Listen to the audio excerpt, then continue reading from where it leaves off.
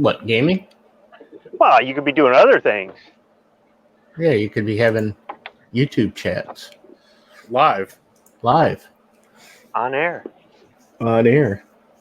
You could be doing all kinds of stuff other than gaming. You could be sending out notifications right now. Right now. As we speak. Right now. Live on air. Yep. Ooh, I got 10 thumbs up and 5 watching. I like those odds. Hello, YouTube. Those odds. We have a small panel. I don't know if Sarge is going to come back in or not. And apparently Squib has gone into the submarine. Oh, yeah, I wasn't muted. What an asshole. I just figured you were in the submarine and you guys were diving. So That's what it sounded like. I've been on a sub before, but I'm in a pick 'em up cook. Local 223 came here for C4. Well, C4 was here in the pre-chat, and then he left because he was upside down. For some of us, he was right side up for Stacy, but he was upside down here in the chat. So hopefully he comes back in, finds his way to get right side up, and comes back in. So I suppose we should introduce the panel. Maybe. What do you think? Should we do that? I don't. Do you even have a panel? Kinda. There's 2 other people besides me. You think Night Strike would have come in since he's still got his Indiegogo going. That ain't easy to do. Indiegogo go. I feel like I should be saying aluminium. There we go. Son of a bitch. All right, Snob, how you doing? What are you doing? What do you got going on, other than triggering all the safety sallies? Yeah, that's pretty much it. Okay. Just upsetting Safety Sally there. I'm editing my new video, how to cut your seatbelt out of a car. That's coming out tomorrow. All right. See, what you do is you just buy an old one that never had any seatbelts, and you're fine. True. That is true. If I ever get my Impala back, I'm just going to drive that thing at 100 miles an hour, no seatbelts, no airbags, metal dashboard. Be awesome. Mm-hmm. Big giant steering wheel so I can break all my ribs. And if you got the wife with you, you just break her ribs whenever you go to brake. You got to do the old arm swing. I did have power brakes put in that thing because it's a 4,000-pound car. I had to stand on those things. So you got anything else coming? Nah, I don't think so. No? Okay. Nah, I should, but I don't. All right. Squib, what do you got? Well, by the sounds of things, I'm driving. I'm still at work, but I left for a little bit. I'm going to drive over to the party store over here by Trigicon and get me a Monster Energy drink so I don't fall asleep on the job. Oh, are you heading into work now? No, I was at work. I'm giving myself a 15-minute break. So I'm going to drive around the corner and stop at the convenience store right over by Trigicon and get an energy drink. All right. Well, thanks for coming in. Thanks for inviting me. Hey, with that Impala, have you ever got the crazy idea to attach a JATO bottle to the roof? A what? A jet assisted takeoff. It's a rocket. Burns for about 30 seconds. No, I've never gone full Wile E. Coyote with it. Oh, okay. His wife just now got her job back. He can't be going out and buying rockets at the moment. Yeah, I gotta give him a few weeks. I don't even have insurance yet. Are you kidding me? I kept hoping when she lost her job, because it's still up in Illinois, because I was getting work done to it when she got the job and we got moved down here, and so it's still up there in Illinois. And when she lost her job, I was hoping that the guy wasn't going to finish it, since he's had it for almost 2 years now. So I was hoping he wasn't going to finish it when she was unemployed. But hopefully it gets done soon. I had friends that did. His parents did upholstery, but they did furniture upholstery, but they did the interior for me. And then the guy who painted my bike painted the whole thing. So I had that done way back when I bought it. And then when my mom passed away, I got a new engine for it and some other work done on it. And now I'm just waiting to get it down here. But that thing should scream when I get it down here because it's got the 348 in it. If anybody knows anything about Chevy engines, that was the precursor to the 409. And actually I had it bored and stroked, and it's actually now it's a 434. So then we had to do the transmission and better brakes on it. C4 Duds, get your ass back in here. Why are you? Get in here.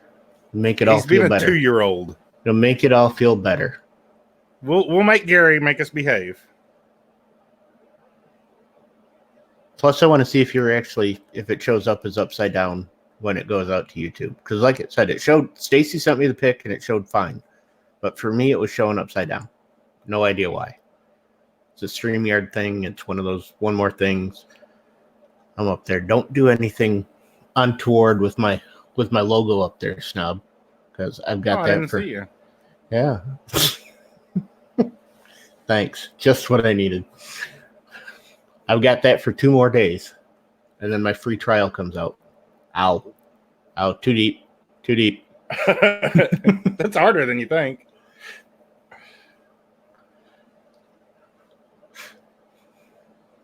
Yeah, baby. Yeah. So, Gizzard, since you're in, are you traveling or are you home now?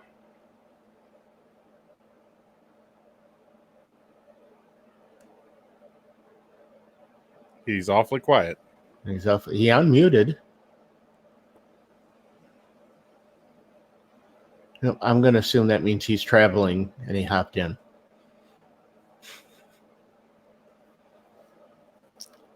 Oh, let's take a look. See who we got out. Participant. Yeah, shush, Midnight.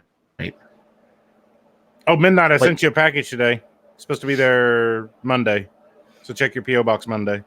Did you wrap it in 3 layers of brown tape from I did Lowe's? Not his. They had an envelope that fit his. Okay.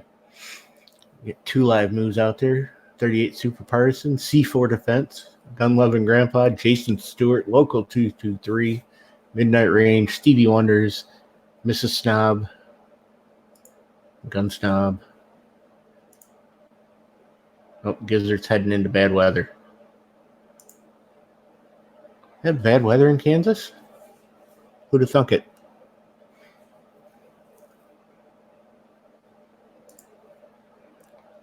So, who else got an email from GOA today?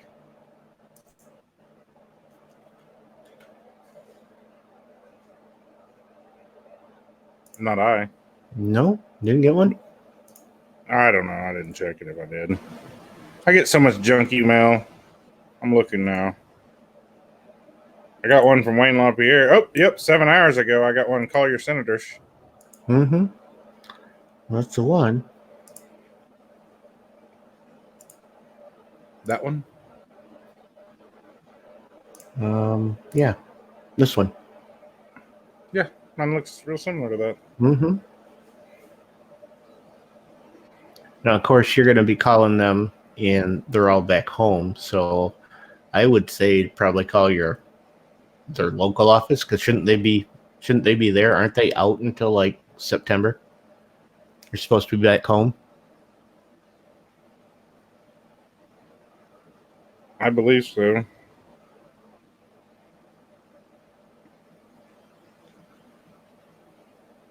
But I would suggest also calling in here and getting into their office and leaving a message there, because they will still have staffers in the office, and we're heading for a lot of stuff. I mean, we just look. Oh, let's see. Stop. Oh man. All right. Stop sharing.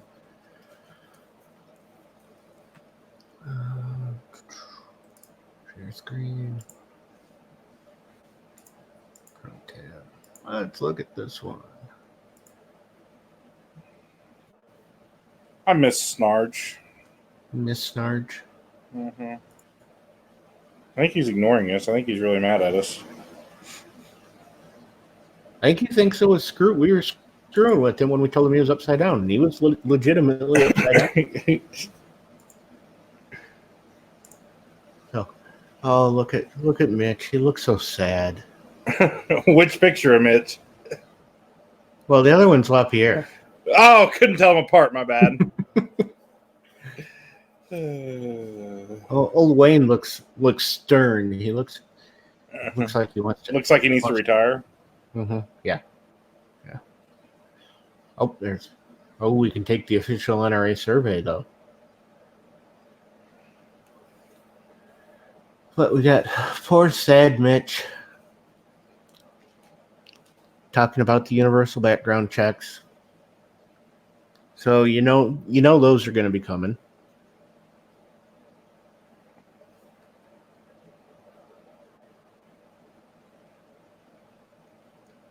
Looking at assault weapons bans. Oh, Newtown action. Is that another one that's funded by Bloomberg? Wait, why am I asking that? I know better. No, I'm sure. Nope. 200 House Democrats have already signed on to an assault weapon ban legislation.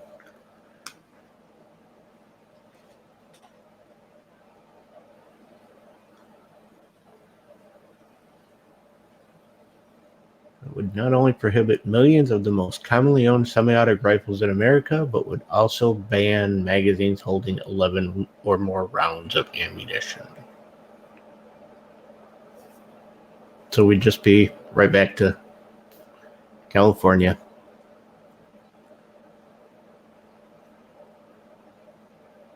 That's a bunch of crap. So I don't know any of the details on any of that. I mean, some of what you're saying is the first I've heard of it. But here's the thing. If they banned it, they would have to grandfather in everything. There's no way they could ban what you already have on that scale. None of these would make any difference because they're not gonna have a mandatory buyback. They're not gonna. I mean, not with those. Not with that. I mean, they didn't do a mandatory buyback with the bump stocks. They just, banned ownership of them. So how they got by that with and why that hasn't been struck down already under Fourth Amendment. Under the Fourth Amendment is beyond me, but that's our government for you. But none of this stuff, I mean, we've got universal background checks. We've got, what else we have? We've got the extreme risk protection orders, the red flag laws that they're all starting to sign on to. And we've got, Trump showing exactly what the problem is with extreme risk protection orders. Because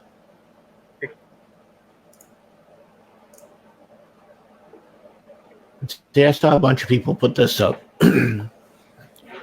After Chris Cuomo went on his, tirade because he got called what, Fredo?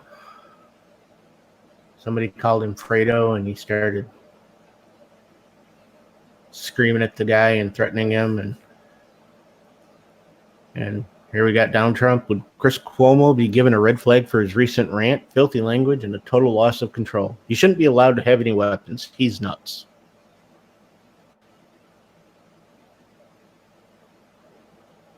I mean, Hopefully that was, I'm playing devil's advocate, but hopefully that was Trump just playing the 5D NRHS, and he's just proving that that's why we shouldn't have it. That's what really, I'm thinking. really, really. Yeah. That's exactly what he was doing. He's smarter than we are. Oh yeah, he's a stable genius.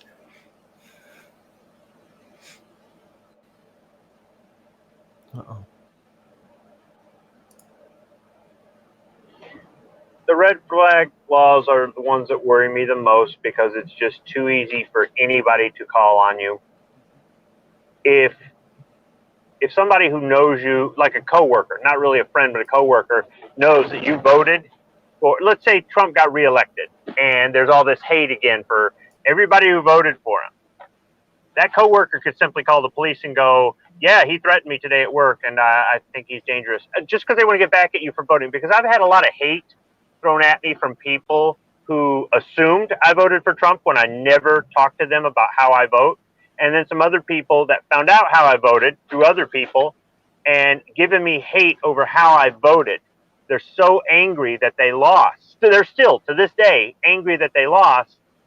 And it's like, look, I didn't call you up when Obama won twice and said, hey, thanks for this crappy healthcare and all this other stuff. I didn't. So get over it. But no, with a red flag law in place, they don't have to get over it. They can just get even. And I know that might sound extreme to some people, but there are people out there that are angry enough to do something that crazy just to get back at you because they know it's going to get you. Well, I don't know, Sarge. Why don't you come in here and tell us?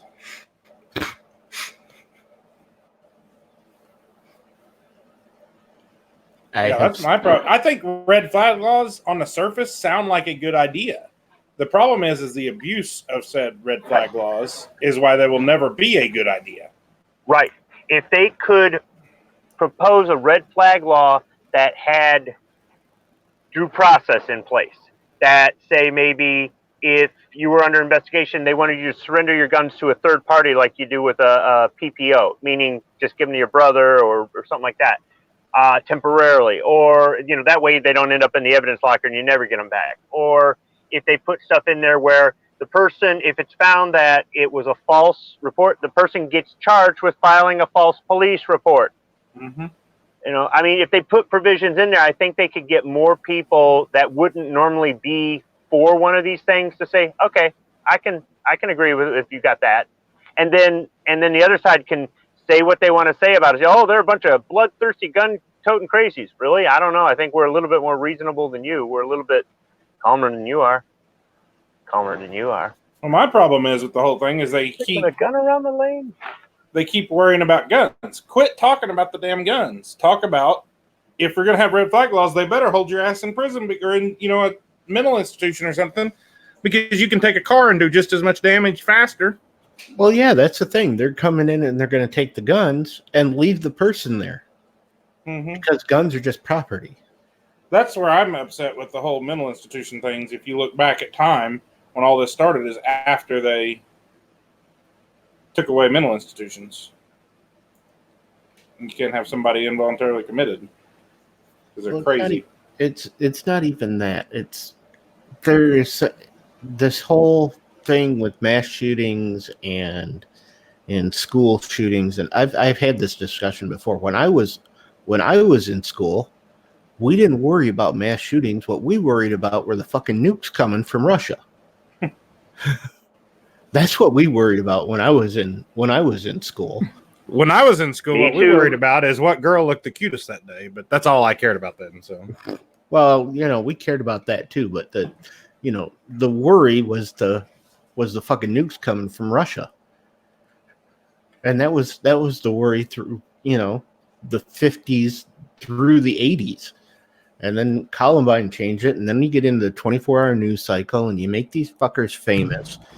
And now you've got social media, so you can say whatever the hell you want online and from your mom's basement from across the country anonymously to somebody, and you don't have to worry about getting punched in the nose.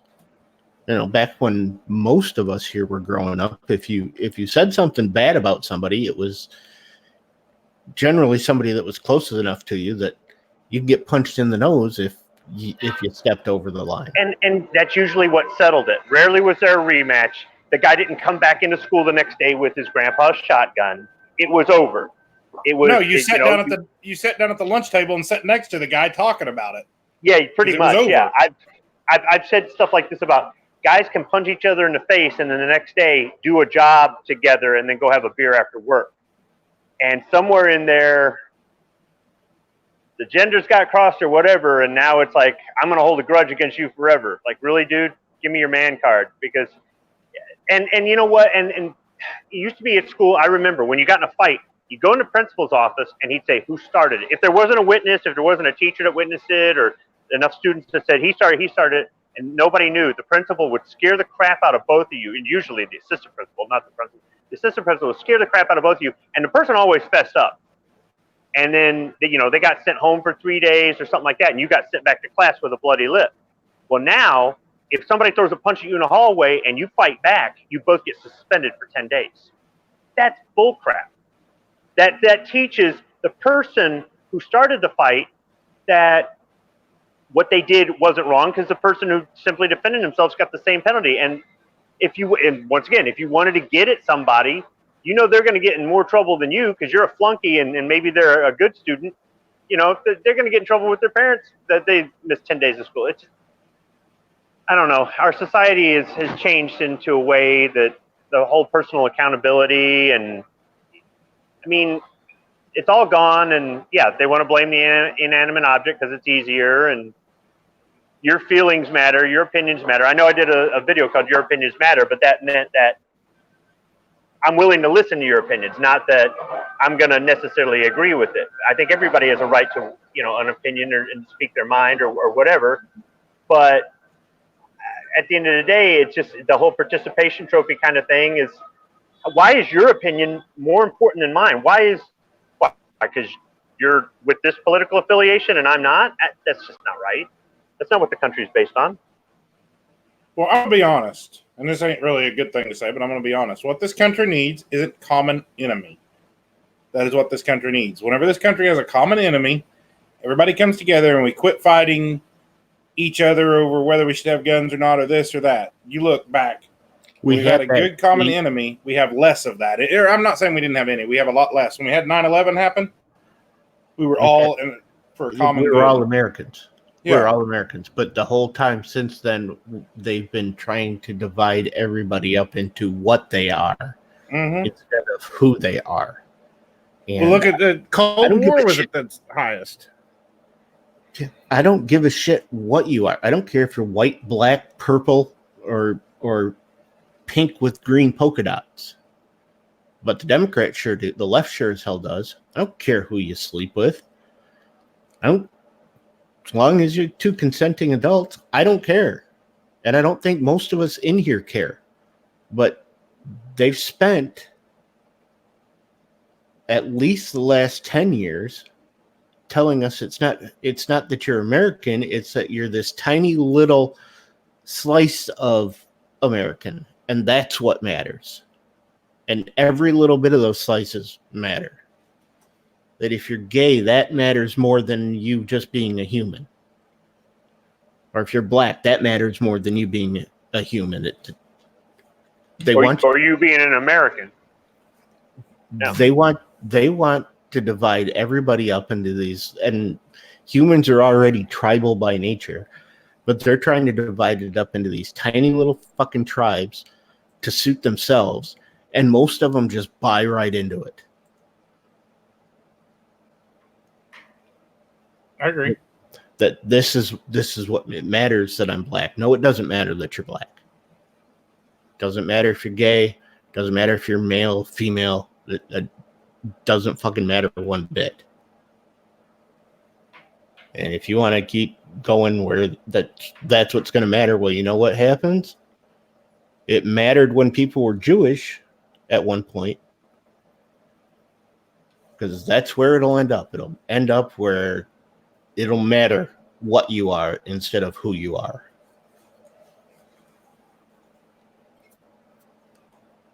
I just think we should all come together and hate North Korea or China or somebody. I don't know. Pick somebody. I think we should hate both of them. They're both pretty shitty. Yeah, and you got the over there in Hong Kong. They're wishing they had the Second Amendment. They're holding up signs, wishing they had the Second Amendment. But so many politicians in our country, you know. Oh, well, they do not want us to have it just because of the control factor, which is why they don't want them to have it over there. Well, yeah, but our politicians want the other countries to have it. Think about that. Mm-hmm. Think about that. What if there's a bad actor out there, a bad country, a dictator, whatever? What does America do? We send them guns. We send them guns. Operation Fast and Furious. I don't think that was to get after a dictator, wasn't it? I don't know what the whole. I thought that was supposed to get to the drug cartels, but still. Yeah. Same principle. What does America do? We'll arm other countries, but goddamn, if we want our Americans to have them, I mean, because the politicians know what those are for. They know what the Second Amendment was written for. They like to pretend that they don't. It wasn't written so you could go out and hunt. It wasn't written so you could, defend yourself in your house. That was all that stuff was a given because you had to hunt. You had to be able to defend yourself in your house. That was a given. That's not what the Second Amendment was written for. Second Amendment was written to protect you from a tyrannical government.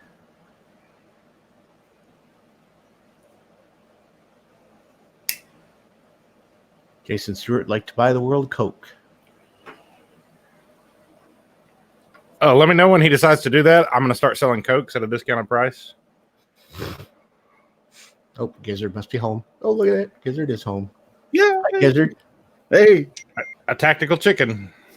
Fake chicken. Man, he's all dressed up like he's professional today. Professional. Like he just rolled in from work.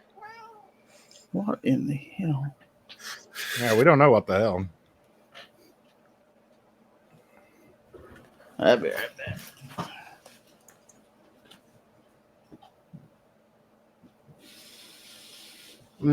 I'll agree with Forrest. There is a lot of division in the 2A community, but again, that's because you got different people. There's always going to be some, and just because somebody's in the 2A community doesn't mean I'm going to be best friends with them. I think there's a lot of douchebags in this community, just like there's a lot of douchebags in any community. Oh, look at that. Why did you say that about Gary? I would never in my life call Gary a douchebag. He's probably the nicest guy I know. And I have He was no talking idea. about me. Yes. Okay. Well, yeah, a little bit. But remember, Gary's the best. Gary's the best wingman you can have. Gary is probably the nicest guy I know. And Sandhills is Hangouts audio. I don't know. We're not doing a Hangout, Sandhills. You gotta come through on my phone on Hangouts. We're in StreamYard, brother. This is what you get for being away for a while. Hashtag the yard. Gizzard is probably the nicest guy I know, and I have no idea why he hangs around with the rest of us. You can do much better than this, Gizzard. It's my punishment. Hi, George. He missed you. He missed his daddy. Yeah, Daddy, yes, him dead.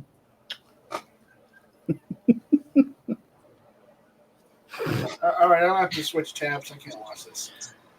But yes, there are douchebags in every community, and that's just the way it is. Just because somebody's in the 2A community doesn't mean you have to be friends with them.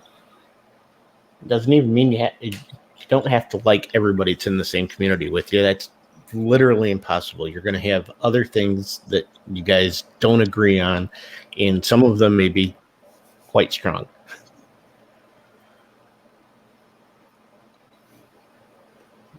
I disagree with everybody in here on occasion. Disagreed with one of these fools today.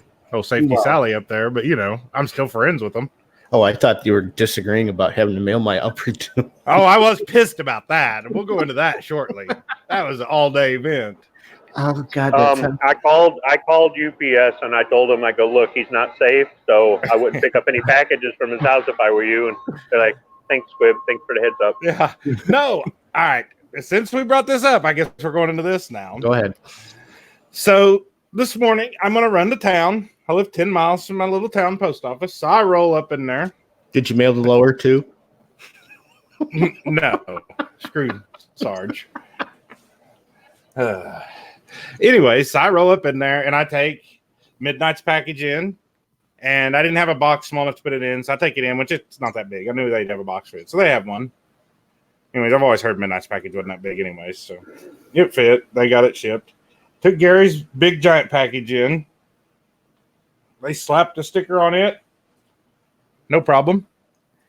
I'm like, well, do you have a box or something? Because all I had that in was that Palmetto State Armory box. You brought it in. And I really didn't want to ship it back in a box that says Palmetto State Armory on it. And she asked me what it was. I told her at the post office. She's like, oh, okay. She said, it's not serialized, right? I said, no, it's not serialized, just an upper. And I showed her. I opened the box and showed her. And she's like, oh, wow, that's something. I think was her exact words. Anyways, so she laughed about it. She's like, well, we tried to find anything. She had boxes that it would fit. Lord, Midnight. They had boxes that it would fit in, but I was like, no, I want to leave it in this padded box so it doesn't get scratched or anything. She's like, yeah, I don't blame you. She's like, well, I asked her, she's like, well, see if they have some paper at the lumberyard or something. So I went to the lumberyard. Of course, they have nothing that was strong enough. They had masking paper, but it wasn't strong enough. So I stopped by the DG. Of course, they have nothing. All right, screw it. I'll go to Claremore. So I go to Claremore. As I'm driving to Claremore, I see the UPS store. I'm like, oh, I'll stop at the UPS store. They'll have boxes. They'll have everything, whatever. So I pull in there, and he's talking to me about it and saying something. And he's like, well, what is it? And I said, it's an AR upper, which was a stupid mistake of telling him what it was. But I said, it's non-serialized, no big deal. Oh, we can't ship that. I said, it's non-serialized. It's not a regulated item. No, we can't ship it. We cannot ship any firearm parts. I was like, UPS ships firearm parts all the time. I said, look at it. It's just an upper. So he opens it and looks at it, laughs his head off, says, I love that. Hollers at the girl that works in there and says, come here and look at this. No joke. And she loves it too. So anyways. But we can't ship that. Huh? But we can't ship it. We love it. But we can't ship it. Well, it's not UPS's policy not to ship it because they'll ship that all the time, all day long, whatever. It's the franchise owner's policy at that UPS store. He says you can go to the UPS thing and ship it, but we can't ship it out of our store because of what it is. He said we can't even ship pocket knives. That's how dumb our policies are. This is still in Oklahoma, right? Yeah. I mean, this guy's like he would love to have one like this. So, yeah, that's what I said, local Clay. I said next time I'm going to say it's just machine parts. But anyways, so needless to say, it probably worked out better because then I was like, well, do you have a box I can buy from you just to put it in? Because they, have all those boxes and stuff in there. He's like, yeah, it'll be $14. I was like, that's fine. I don't care. He goes and gets the box. He walks out. It's like 8 foot long.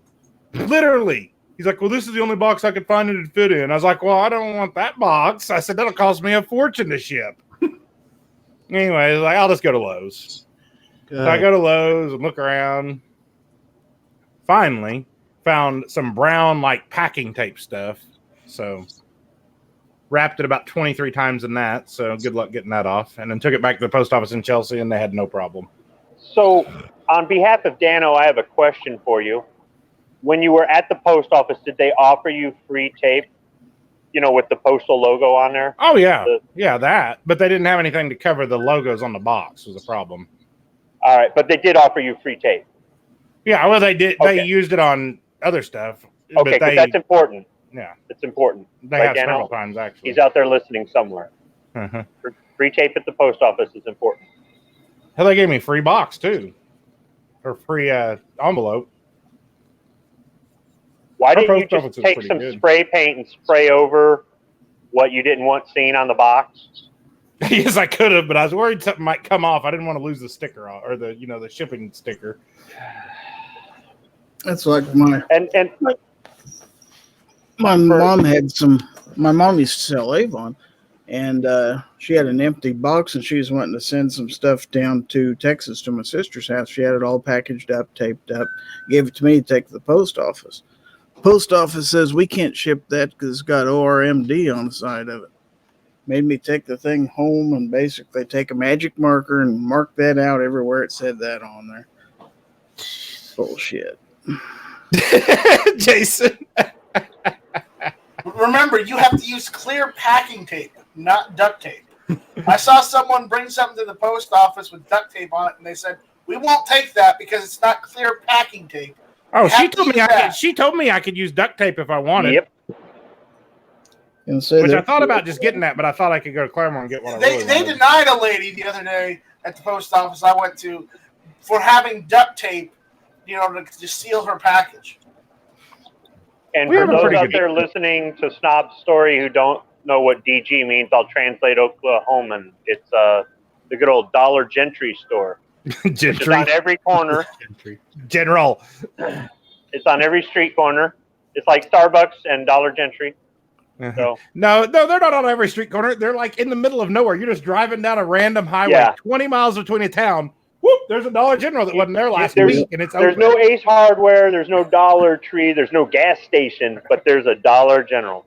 Yeah. That is no lie. That's I- same I'm- thing. Same thing here because I was out for a ride the other day, and I took roads that I was just riding, wasn't bothering to see where I was going, and just out in the middle. I mean, there's fields on either side, but boom, there's a Dollar General. What amazes me though is I work all over this area, so I'll drive down somewhere, and like 2 months later, I'll be back in that same general. I'm like, "There's a Dollar General right here. This was not here." Like they just pop up overnight.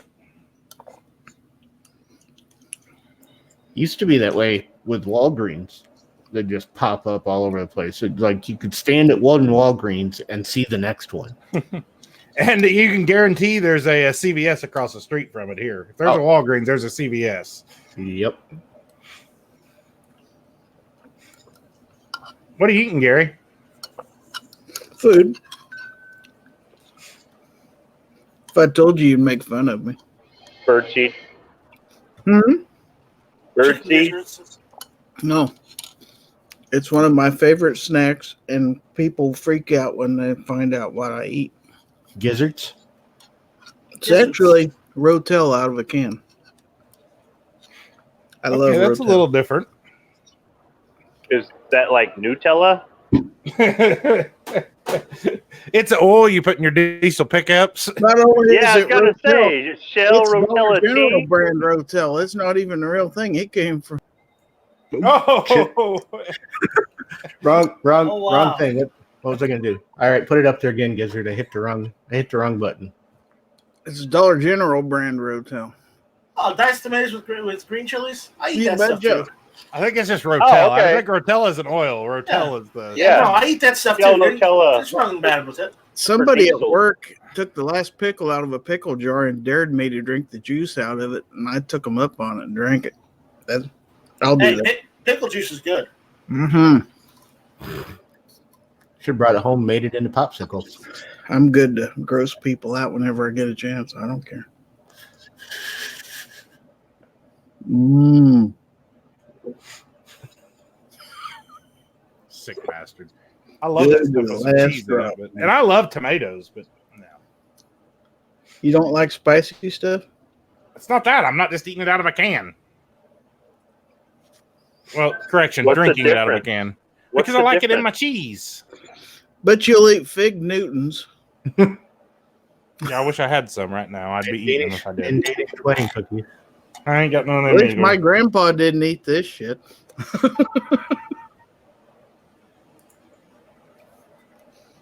No, they canned their own tomatoes back then. Well, I wish Snarge was in here because I did have. What'd you guys do with Snorge anyway? Did you make him mad again? I sent him an apple fritter recipe and he got all upset and left, is all I know. Maybe he was at home cooking it. Did you ever think of that? Did you hear he's going to have to start giving out those red flags? Just stop.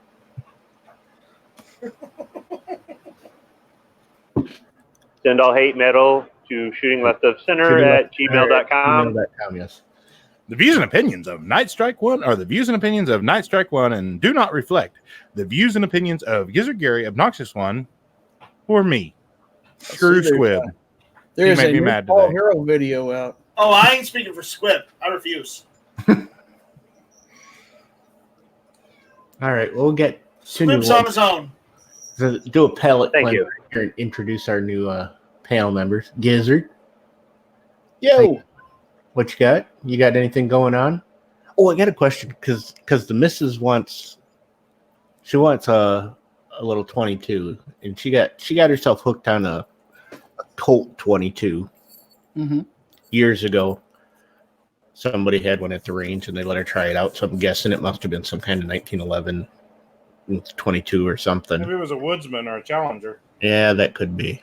That could be too. I don't remember seeing it. I have no idea. But what's that little 22? That's the Taurus. Is it what is it? The TX? the TX22. Yeah. You had a problem with it, but then you got it figured out. Yeah, it just took a while to get the magazines broke in, I think, or me broke in, one or the other, but ended up shooting fine.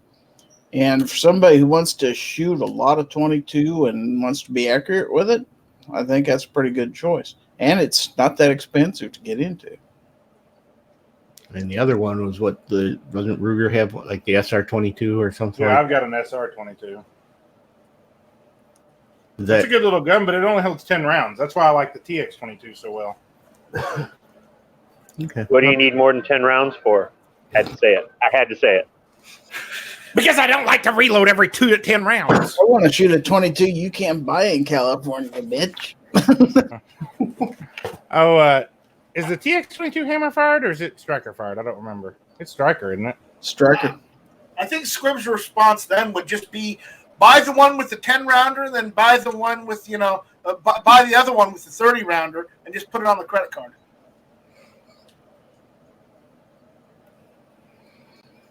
Everything goes on a credit card.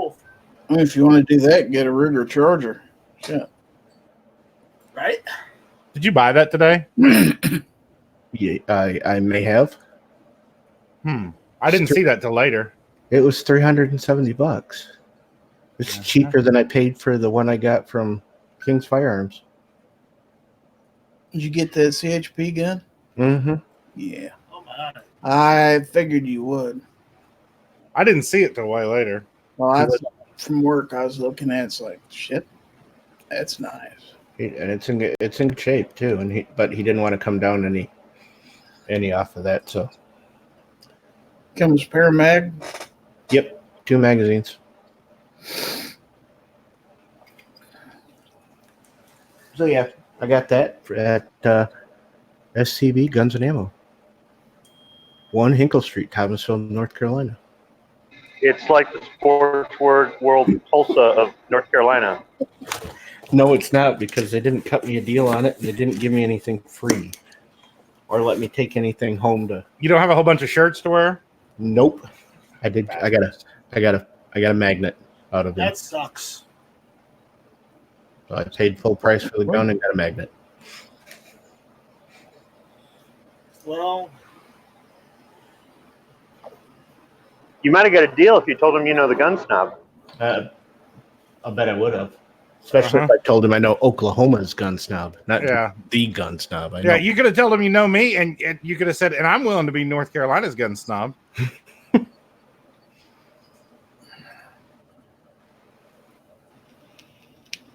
mean, you should be like, man, he has a whole page dedicated to him on their website. Mm-hmm. They do. Lucio wants to know who's got the coolest 3rd gen gun. I would say anybody who's got one of those CHP guns, because I think those are the coolest. Now Gizzard doesn't have a 3rd gen. No, I don't. But I wouldn't mind having one. Snob has one. I almost ended up with another. I think that one was a 2nd gen. Did you see my text earlier? All I saw was the one you sent. I didn't scroll back through them all. I had to take my daughter to a doctor's appointment this evening. The normal gun or pawn shop that I go to had a cheap special in 45 there. They wanted $550 for it. Oh, So I did see that. I forgot about that. I probably could have gotten out of there with that for. Well, learning what I know now, apparently the 45s are worth a little more than the 40s. And it's a cheap special. yeah. So it's a shortened one. I probably could have gotten out of there with that for $500. I'm guessing if I'd been willing to buy it. That's what it is. I know Staub's got one. Squib, do you have any third gen Smiths? Don't have any Smiths. No Smiths at all. No, I mean, I like the Smiths, but I mean, they're alternative band from the 80s. What about you, Night Strike? You have a third gen Smith? No. I have a Smith & Wesson copy, but that's it.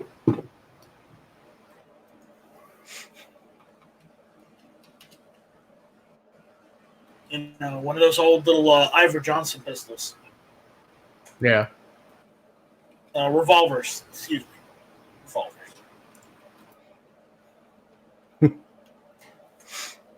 I hate him.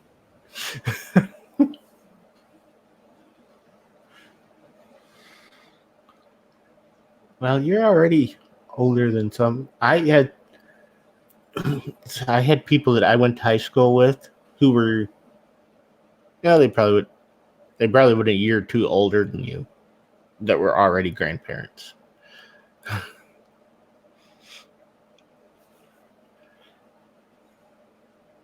I don't need no grandkids. I don't know. Gizzard's over there cussing at something. I think he. No, I said I met a 32-year-old man once who was a grandpa. Really? He said, he said, I was 16 when I had my first, and said, then my daughter was 16, she had a kid. Said, there I am, 32 years old, and I'm a grandpa.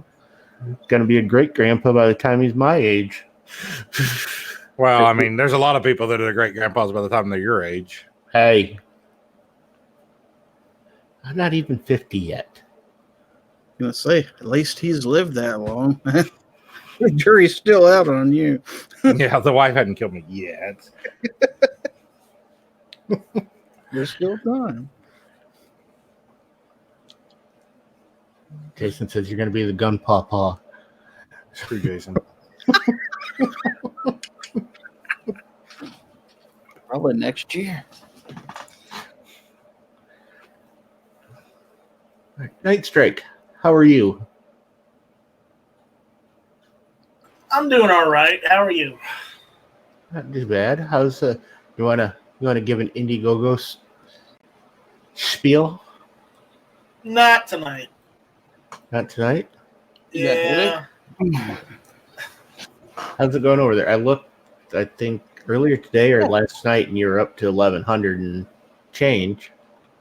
Yeah, we've been stuck there for a few days, so. Okay. Yeah. I mean, it's better than nothing, right? So. Every dollar helps. Dollar. So in case anybody in here didn't know, Night Strike is running an Indiegogo, because I'm going to do the spiel if you're not, because I'm that kind of guy, when I really should just be kicking you in the ass and making you do it. Well, that's okay. I expect you to. But Night Strike, you expect me to do your spiel for you? I don't expect you to do anything. I thought he just... Oh, there's Snarge. I don't expect you to do anything. Oh, look, Snarge is back. Hi, Snarge. The Night Strike is running an Indiegogo campaign over there to get some servers and get some coding help to build GunTube and make it more stable so that we can use that for these chats instead of running them through StreamYard. And you'll actually have the ability over there, if people go and set up their little Gravatar account, where you can actually see each person instead of having just the white dots. I don't know. I think Rokal's avatar last night. Last night was perfect. Last night was perfect. The Jimenez tooth? Yep. He had the Jimenez tooth, and he had like the straight face like Rokal usually has. It was perfect. And he looked a little green. You do the It looked a little multi-frame like green. this? Yeah. So, what did you guys think of Rants and Raves last night? Those of you that did see it, the quality wasn't too bad, was it? As far as the video and whatnot, because Fine. that was You mean all. like the audio and video quality or the quality of the show? I mean the connection. It didn't buffer too Oh, much. no, it was fine. Okay, That part. because we were just using GunTube straight. So that was the chamber part, and then the streaming to YouTube part. So that was all off of GunTube servers last night. I'm surprised it lasted as long as it did, but I'm glad it did because it shows that eventually it will work. It's just I need hardware and software configured to run it. So it does work. You definitely need hardware that's up to today's standards to get it over there, and especially if you're going to start running, the solid panel of 10 or whatever you're going to have over there. Right. So everybody can go over, and if you haven't gone over there and supported it, throw a buck at it, throw $5 if you can afford it. And he's also got different perks that you can choose over there. You got the $10 perk is GunTube stickers, and you got $25 perk. You'll get a GunTube patch for that. You got T-shirt perks, and you got the Founders perk, which gets you all kinds of stuff. Yep. If you haven't gone over there and check that out. And if you can throw a little support at Night Strike to help get that up and going, it would be much appreciated. Not just by Night Strike, but by anybody who's going to take advantage of that and use GunTube Chamber to run their shows, which in turn makes a better, not necessarily a better show, but it makes it Easier to watch. Yeah, easier to watch. Have more people. You won't have to listen to just, the 6 of us and our nonsense. You could actually get back to the 10 people. You can have people come in. People can share their own screens. They can do. We got really used to the 10. It's kind of hard to take that away. Yeah. And it's kind of hard to take away the people being able to share their own screens and being able to know who's there by their avatar and all that good stuff. Yeah, because sometimes little words they're definitely difficult to see on a mobile screen. Mm-hmm. You're trying to look at that right there. So how are you, Sarge? Oh, I'm good. Got back to the house, got my computer out.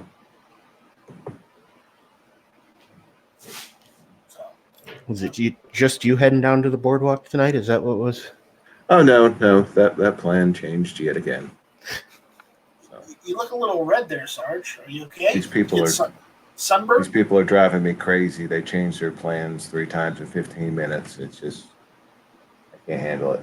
Is my wife there with you? Oh, no, neither's mine. But they're just too much. So it wasn't only us that made you rage quit, huh? There was no rage. There was just quit. Yeah, I tried to explain that to him earlier. I guess it's some sort of gaming term, possibly not made up by children because grown men play video games. I'll have you know. Oh, no, I've seen rage quits. Yeah, I've seen rage quits too. I have legitimately seen rage quits on video games because I was a grown man playing video games, Squib. So, did you Leroy Jenkins him and make him quit? I may or may not have Leroy Jenkins a couple times, mostly on purpose. One of my favorite things ever. Oh no, the favorite one is the Onyxia raid where the raid leader absolutely goes ballistic. Do what? I'll have to look it up, and you'll have to send me that. That would be a good link that I'd actually watch. It is. I'd like something Snob would send. It's a 50 DKP point minus. What link did I send you? What link to watch? Because if it's a recipe, that was just a recipe. That was not a video. Mm. But I heard Midnight's making a video on it, so don't worry. If this is one, I wish that I could play this because this is so classic.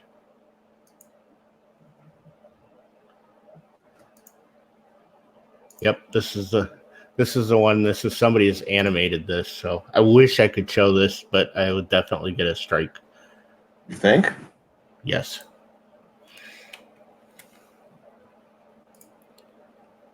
So Only one way to know for sure. You can always try. I mean, it wouldn't be the first So platform you got a strike on. when you have a chance, go watch that video with the sound on. I have to hit it now so it'll come up.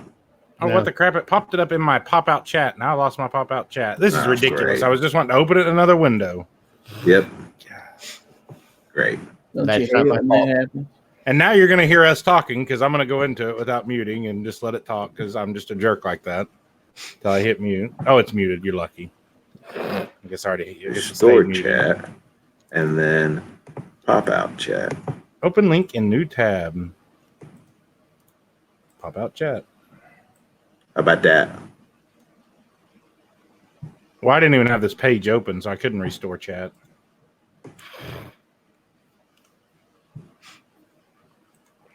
How about that? How about that? How about that? How about that? Should I cash you outside? Yep. How about that? Sarge, you've been on vacation, so you probably haven't seen Seen what? the Philly cops.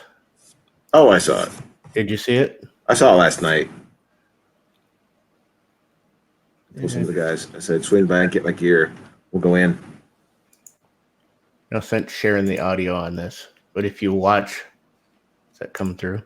I haven't watched any videos, so I don't I know can what see we're it. watching here. Okay. This is Philly cops who are out there. This is during the shootout. And so they went in to serve a narcotics warrant, and this guy started shooting at them. And now you've got everybody gathered around, yelling at the police officers, heckling them. Somebody throw something in here. Did it just do it? I'm surprised no one got shot in the back from somebody behind them. If you're going to start throwing things at them, you're going to be pretty uneasy when people are throwing things at your head. Yeah. I'm surprised something else didn't happen. Right here, they throw something in and hit I that think cop. it's a steel chair. Hit that cop in the head. Another one gets shoved as he's walking by him. And this is still going on. Or the shooting, the standoff is still going on. Wait, was that Oh. Como? You would not believe some people's lack of self-preservation, that the way they push that aside just to find out what's going on, or in this case, heckle and cause problems. But you would not believe people will just walk right up into, or try to walk right up into something just because I just wanted to make sure everything was okay. I just wanted to make sure everything was fine. Well, I'm sure that where this was happening was a good distance away from, because it started out at like 4:00 in the afternoon, and it looks like it's starting to get dark then. So it's a good 3-4 hours into it. So they've probably got a pretty good perimeter set up. But here are 6 officers have been shot. They still have a guy in there who's barricaded in and still shooting at them. and these people gather around to give the cops grief and throw stuff at them. It's the police's fault. Well, that's what I don't get about all this cop hating stuff. You know, they all want to blame the cops are bad, the cops are bad, the cops are bad. Yes, there's bad cops, there's bad everything. And at the same time, you're only making the cops hate. I'm going to pin it against each other. You're only making cops hate civilians more over nothing. I mean, that's stupid. You're causing more problems than you're ever going to fix that way. Mm-hmm.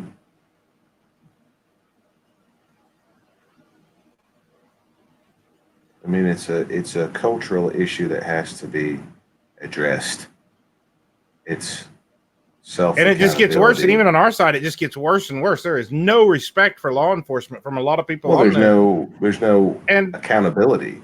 I'm willing to bet that 95% of police officers in the U.S. are very good people, probably more than that, and probably a vast majority of them are not anti-gun. I'm sure there are a lot of the brass in big cities and stuff are, but a lot of, I would venture to say that a vast majority are not anti-civilians having guns at all. Yeah, the only ones I could think that would be in the big cities and metropolitan areas where probably the only people they deal with that have guns are criminals.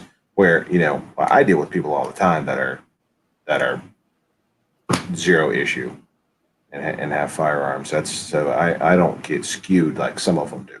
I'm just going to guess the really big cities that have the big gang issues and gang problems, I would think they get very skewed. That's just my guess. My guess is they deal with a shit ton of people, and they adopt the same attitude as everybody else in those big cities, where they just want to be an asshole. Yeah. I mean, that's my guess. If you had to deal with that, like what they just dealt with, that's probably not uncommon. It's just on video right now. That's probably what they deal with all the time, and I'm sure it really negatively affects people's attitudes. I'm sure, and I'm sure that as they go on through their career, they're not the people that they started out being by the time they're done. No, and I'm sure it does have a lot of difference awful to be in these big cities. Whenever, you know, most of the time, smaller rural areas, which if you think about it truthfully, if you think about law enforcement as a whole, there's probably more law enforcement in this country that are what I would call smaller cities to towns to rural areas than there ever are big metropolitan area officers. Oh, yeah. Oh, by far. By far. But even, you know, I know several Tulsa PD officers, and Tulsa I would consider as a small metropolitan area or a big city. It's just not a, you know, big one. Rural, Gary, rural. Shut up. Anyways, but even I know several Tulsa PD officers, and none of them are, you know, anti-gun at all for, you know, individuals. I'm sure there are some that are that way. Mm-hmm.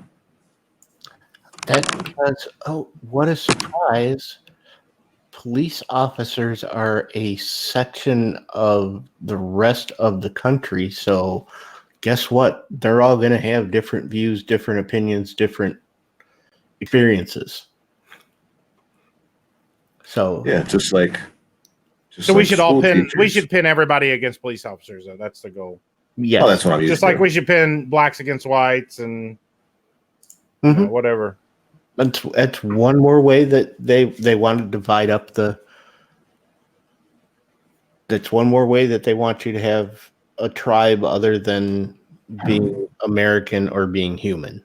Now, whenever they start dividing chefs and the regular people, then I'll get behind it. Stand behind that division. They're dirty, rotten. That's probably, I got to agree with you on that one. I think all chefs should be outlawed.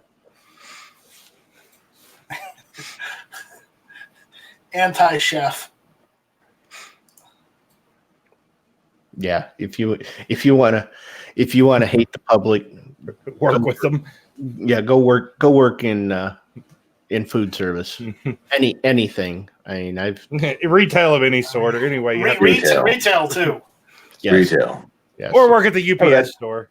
Or stupid anti-gun policies. Or tech support over the phone. Let me tell you. Some Yeah, but real winners there. you I can don't. hang, No, you can hang up on them. both parties lose, especially the person calling tech support. I've already reset the goddamn router 18 times. I'm not doing it again. Have you tried turning it off and turning it back on? That's literally what Wait 3 happened. minutes, and I'll wait on the line for you. I'm like, I had it Night unplugged for Strike. 30 minutes. Night Strike. Remember the power line adapters? Yeah. Well, I got them, and this isn't your fault. I got them on your advice. I may have got a different brand than you suggested. That may have been my fault. That may have been your fault. That's what I'm saying. They worked phenomenally, except for the base, the one that where I ran the line in, the main one, would restart periodically. It might restart every hour. You It got- might restart. You got a bad one. You know, it happens. Yeah. And I called them up, and they told me to go through all this. What little tech support there was for that model, there was none. So they sent me another one. It did the same thing. I said, nope, you're taking them both back. I'm done. But I really think it was probably the company. But there was no tech support.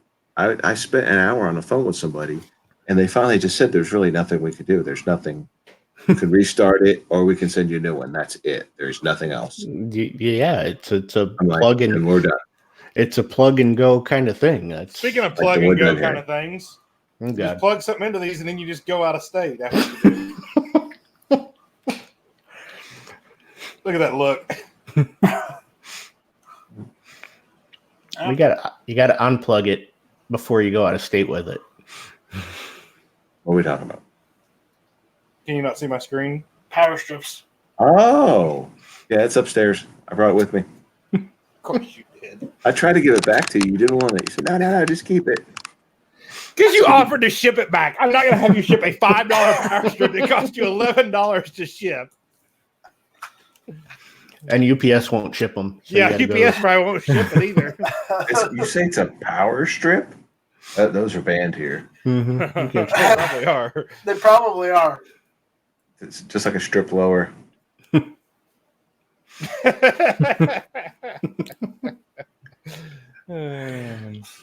bad he's sleeping and doesn't see this. That's Yeah, the only reason you wrote that. Midnight Range is caddised. You see that? That is caddised. Well, yeah, because it's a black cat, so he's cat racist. His schedule, I could say I'm not happy with Black Cat's schedule. I'm not either. He used to always be on, and now he's never on, and he's on at weird times. Because he's a truck driver. Yeah, but when he was a truck driver before, he'd be on. Well, send him an email. Tell him you're not happy. I can't. It's his work schedule. He took a different position or something in it. Then send him a strongly worded email. Mm-hmm. Send him. Maybe I could send it that's like really, really long and says sorry, not sorry. I heard Yeah. those work wonders. I'll just forward one that's written to somebody else. With, sorry, not forward. Sorry, a couple parent sentences at the beginning to make it seem sincere. Yeah, that could work. I'm just sending him a picture of this, a midnight thing with the subject, "We miss you." With his comment circle. There you go. I'll let you in on it in a little bit, Night Strike. The other guys have seen it. Dead Horse is picking up his son in 3 hours. That's your son. He Already? went in for basic, and then he's coming back and doing his senior year in high school, right? Yeah, that's what he's doing.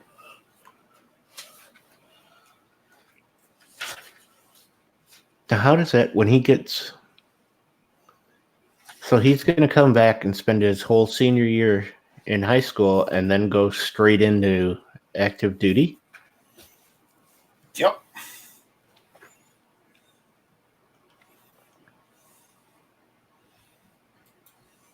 I know we've talked about this with Dead Horse. I don't think we've gone in depth. That just seems, I don't know. I know that. It's called fast track. Yeah, but it just seems that you've gone through basic. That the whole thing with basic is to build you up into the soldier, but then you've got a whole year where you could actually screw all that up. Well, Dead Horse ain't gonna let him screw it up. Dead Horse No. can make him run still, like Yeah. every day and everything else. remember, Dead Horse is also himself former military. Yeah. So I don't think he's going to let him, get into any sort of slumps whatsoever.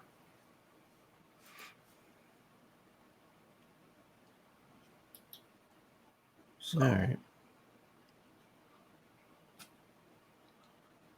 So what else? What else did we have? The Philly shootout, yeah, the GLA. Yeah. I really don't want to cover these freaking red flag laws and the assault weapons bans and all that shit okay, coming in. But we got Dead Horse made a response. He is 4 years reserve and 2 years active duty contract. 4 years reserve to get his degree and use his GI Bill. Then apply of officers candidate school. Okay. So his son wants to become an officer. Okay, so he went to basic, come out, go to his senior year in high school, then he'll do 4 years reserve, use his GI Bill, and then apply for his 2 years of active duty, I'm guessing. And then maybe more after that, I would assume. Oh, well, shit. Let's take a look at this and what's in the... I'd say that's pretty smart. Mm-hmm. Oh, hell yeah. They say the older I get, the more I wish I'd done something. But if I had, I wouldn't be married to the woman that I'm married to today either. So Just think, every decision that you've ever made in your entire life led you to being on this live stream tonight. With us, Think idiots. about that. mm-hmm. And Gary. I made a Oh lot my of poor God, what's happened to my life? I've Just made think a about lot of that. I've made a lot of poor choices. Yeah. And you just realizing how poor they are when you look at the side panel over here. Yeah. Everyone led you to this moment. Not just every decision, but everything that's happened in your life, whether you decided anything or not. Yep. It's all a series of events that led you to this live stream. Actually, Night Strike orchestrated this whole thing. Oh, right. Well, I mean, I'm going to be honest. What led me to this live stream was a link that showed up in my email that said, join me on StreamYard. So I clicked it, which led me into this live stream. Too. What a coincidence. And technically, Rich White is the one who told everybody about StreamYard. So it's yeah, but you still discovered it. I did not. He invented it. No, I didn't. Wrong term. I did not. You invented Al Gore rhythm. I did not invent algorithm.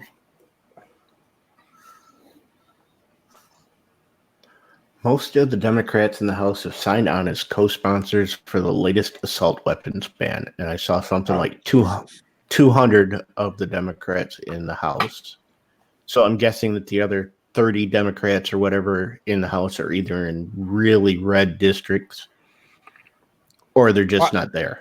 I did look, and I know we have a couple Democratic House members, and neither one of them are on the list as co-sponsors, which I think they'd be hard-pressed to get some really red Democrats on there.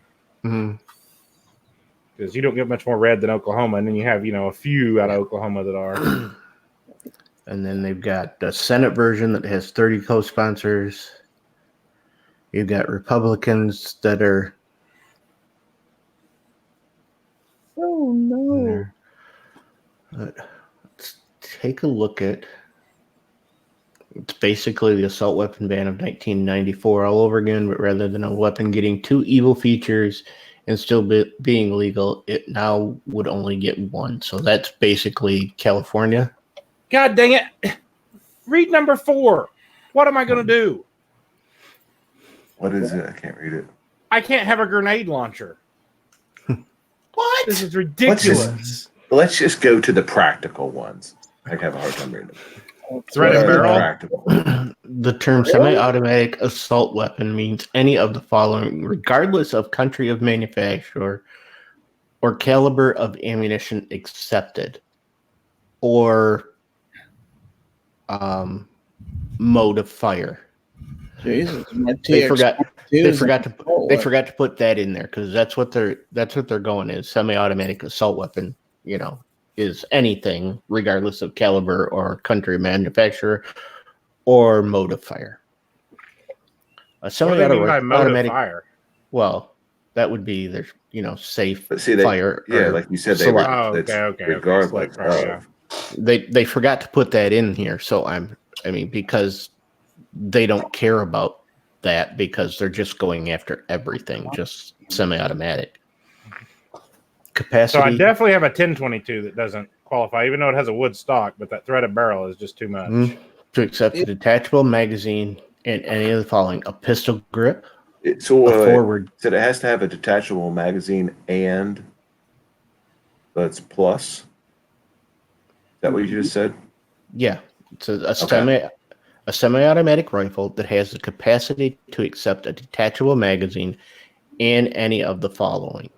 So this is what they're going to. This is a detachable magazine plus anything makes it a semi-automatic assault weapon. So let's take a look at these. A pistol grip. Jesus Christ. There goes my high point carbine. Forward grip.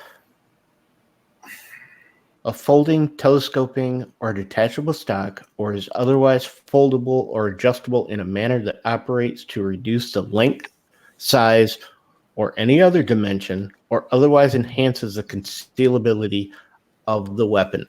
Because having a six position stock on a rifle with a 20-inch barrel makes it more concealable. Say anything about braces? Yeah. No, brace because yourself. that's gonna go into something else, I'm sure. A grenade launcher, a barrel shroud. What's a barrel shroud? What is a barrel shroud? Is that a handguard? That's a heat guard. So a handguard. Cares about a stupid barrel shroud then? So That the makes it more handguard. deadly.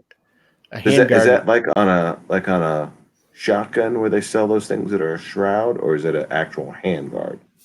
No, it's a Hold on. heat guard. That's a barrel shroud, like a shotgun has. A threaded barrel. Looks like I can keep my Marlin 60. A semi-automatic rifle that has a fixed magazine with the capacity to accept more than 10 rounds, except for an attached tubular device designed to accept and capable of operating only with 22 caliber rimfire ammunition. So I've got a genius way around this. So in other words, it's based on cosmetic features, which other than the grenade launcher And the barrel shroud. Yeah, but they're going to call a handguard a barrel shroud. Probably. You can bet on that. Yep, they'll do it. I mean, is that Well, under Is the that what they 94,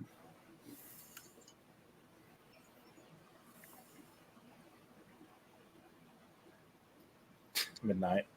Under the 94 ban, this was not banned because it only had one of the features with a detachable magazine and it had a threaded barrel.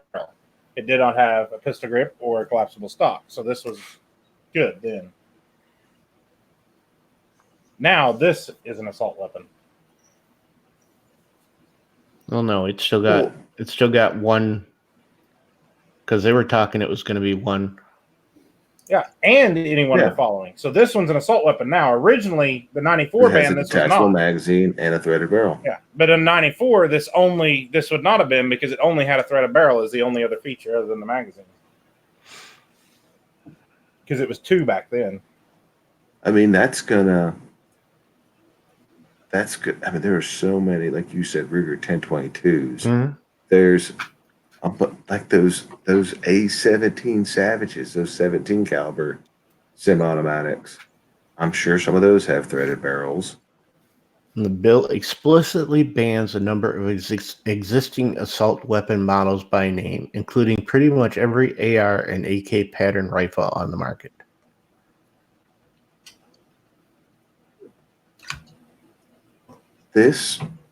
What type of Almost. impact is this going to have on the economy?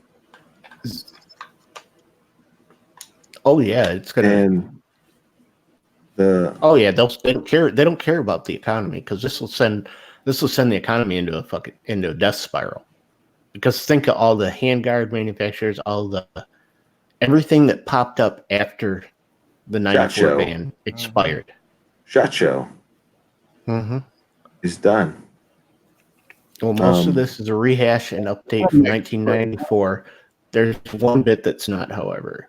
Any combination of parts, component, device, attachment, or accessory that is designed or functions to accelerate the rate of fire of a semi-automatic rifle, but not convert the semi-automatic rifle into a machine gun. So this is definitely aimed at bump stocks and trigger cranks, and it would be after the echo triggers and the binary triggers. All of that would be out the window. But again, it's there's so vague. Shit. It's so vague that they could go after. Vague never works in the law.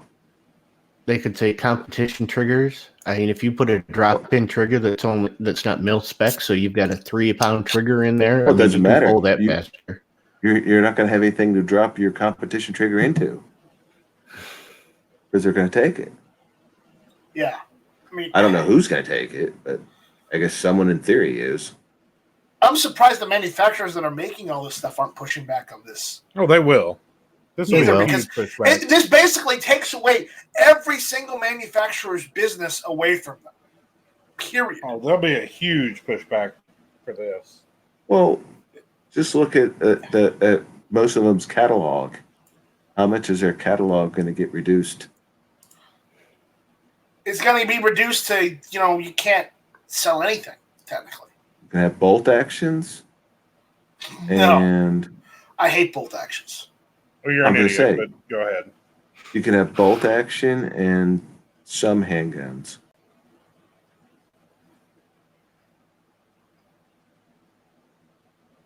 What impact will it have on crime? 0 + 0 = 0. Let's ask the Chicago how gun control is working out for them. I guess you better. Apparently I guess not well. everybody better start converting their rifles into pistols real quick. It never said anything about pistols. I'm sure that'll come out too. Anything with a brace. And this is what a lot of us warned everybody about when they said, "Oh, bump stocks, that's not the hill to die on. They're just crap." Well, they may be crap, but it's a foot in the door. So I feel somewhat vindicated, but not much because I still lost something. But I'm gonna say the difference is that was an accessory to a type of weapon. This is getting rid of the type of weapon. I mean, if they get rid of the braces, yes, that will be a terrible inconvenience. But I don't want them to get, the type of weapon. I don't want to get rid of the braces either. But it's, I see what you're saying, but I also slightly disagree. I certainly hope none of this has any traction. Well, I don't think this will get through Senate. I think what they're doing is they're going too far. That's what they always do. They go entirely too far, which is good for us. And no one can get behind. Not everyone can't get behind it because they go so far. Well, I think that'll be. But then Trump just does something and signs an executive order. We've got to sign an executive order. They always say they're going to do it. They're going to do it. They're going to do it, but they don't. It's executive orders. If they want to write one, sign it tonight. He did it with bump stocks. Okay, well, he did that one. I mean, think about that. How many anti-gun laws did Obama get through? None, and I don't know how many, but he never went through with the executive order he said he was going to. We never did it. Well, I'm going to go out on a limb here and say something that I hope I'm right about. May not be, but I don't think we'll ever in our lifetime, I truly do not believe we'll ever in our lifetime, at least in the next, I'm going to say next 40 years, which is obnoxious lifetime. But anyways, I don't think we'll ever see another assault weapons ban like 94 passed. I don't think we will because of what happened after the 94 ban went through. I don't think the senators and the congressmen all have enough balls to do it because they know they're out of a job if they do it. They did it before now got voted out. We are operating in a different society than we were during that previous assault weapon ban. AOC has something like 5 million Twitter followers. But there's a lot of people that follow her for some dumb bimbo out of New York who was a barista or a bartender or whatever the hell she was doing before this. She's got 5 million Twitter followers. I think we need a disclaimer.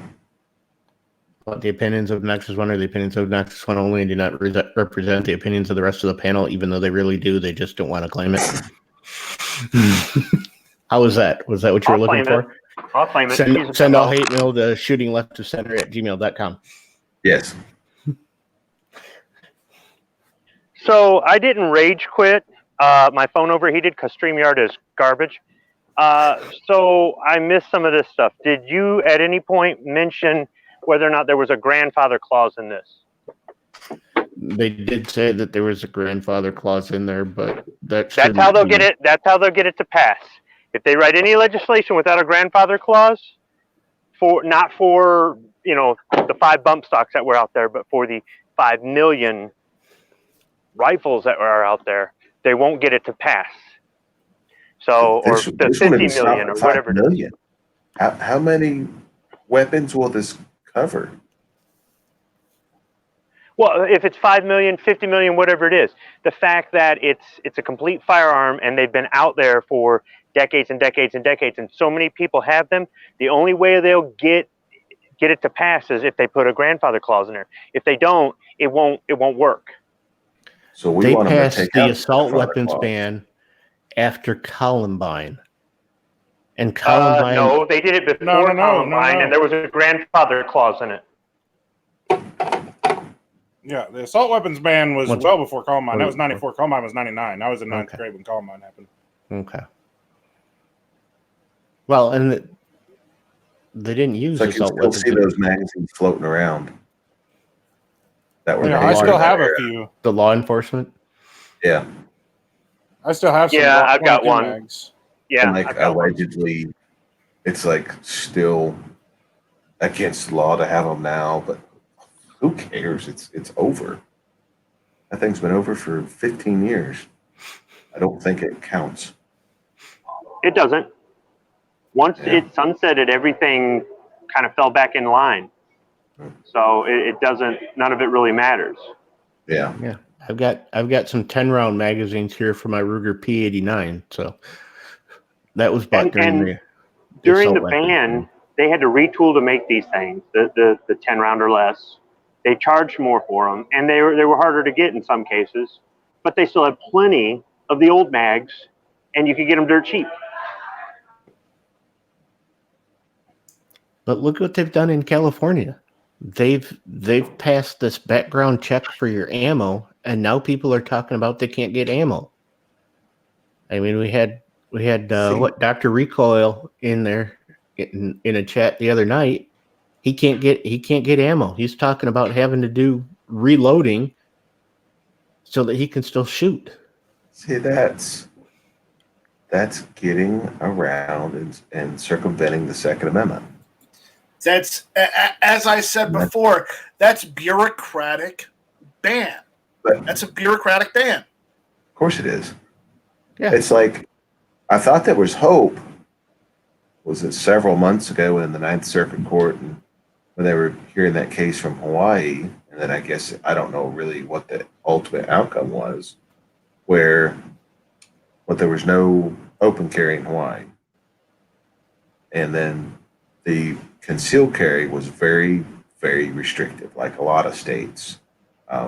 like in the Northeast and some places like that, where concealed carry is entirely too restrictive. Yeah, it's a May Nope. issue, and Don't allow open carry, but then you pretty much don't allow concealed carry. You've disarmed the population. And the Ninth Circuit Court viewed that. It's like, oh, you can't do that. You have to have one of the two available. One of the two. I'm of that mindset. One of the two. Or both. Luckily, as of now, in our state, both of the two are very easy to get. One costs you a little bit monetarily, but really it's not hard at all. Okay, well, I got something on that to bitch about. So in Oklahoma, guess what we have right now? Oh no, hot weather. Well, that, but a Humidity. whole lot of Bloomberg money flying into the state. He's trying to boost our economy. Why? They're trying to get a referendum on the ballot for the 2020 general election to let the voters decide whether we should have constitutional carry or not. And So is Yankee they- going to do a video on that? I should hit him up. Since it doesn't involve Washington, So their plan is, if they get this on the ballot, they have to gather almost 60,000 signatures, and I think they have till the 20th to get them gathered. I think they had 10 days from when I started this. I think I'd have to go back and watch the guy from OK2A's video on it, telling the exact numbers and everything. But if they get it, the problem is, if they get those signatures, then it puts the constitutional carry on hold until November of 2020 is when it would go on the ballot. So a full year plus. so it'd be like a year and 7 days because it's supposed to go in effect on November 1st. So what do you have now? We have concealed or open with a permit, but we passed constitutional carry. So we have constitutional carry. It just hasn't became active till November 1st. You have to have a permit to carry open as well? Open or concealed, yes, right now. No. But on November 1st, it completely does away with that. We're a constitutional carry state then. Okay. How much does your conceal cost? I don't know, but I got to renew it next month. I don't remember. Originally the class and everything was like $200. Class, permit, fees to get your photo taken and all that. But now they've got it where you can renew it online. The photo you can just do with a cell phone with a white background, and you don't have to do the fingerprints as you renew it. So it's probably like $75 or something, I would say. I don't remember. It's been 5 years since I renewed it. so you don't have to take the class again. You just got to renew. No, you do it all online. It takes just a few minutes. I need to go in there and do it. No, what you do in Illinois. Yeah, but you don't in NC. I know that, but I was Which is weird because checking. I've had people that had their concealed carry that let it expire to the point that, they didn't get it within the 1 year grace and then had to come back to class. They have the most trouble with the test because some of the laws that had changed, really for the better, they'd changed, but they were more restrictive when they first had it. They have a little more trouble with the test because they didn't keep updated on the law.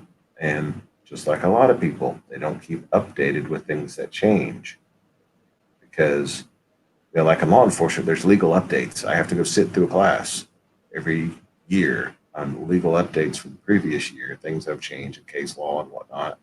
But the average person who's carrying a gun on a daily basis doesn't. And I wish there was a way that there was a legal update, even if it was, I would love for it to be free. And on your state's webpage, you can go click on it every year and watch a 30-minute or 1 hour video on the legal updates for concealed carry. That would be fantastic if they had that. Now, see, that's a common sense gun law. If you required the state to do that, that would be common sense gun law, Sarge. I'm all about some common sense. Not forcing people to watch it, not any of that stuff, forcing the government to do their job, because we elected them, we pay them, I pay your salary. All this. It would make more sense if there were provisions. I mean, if you look at the way things are written in the Constitution, the Congress shall not make a law or shall not be infringed or something. It's pretty straightforward. Why there can't be a law saying every year the government of this state must X, Y, Z, but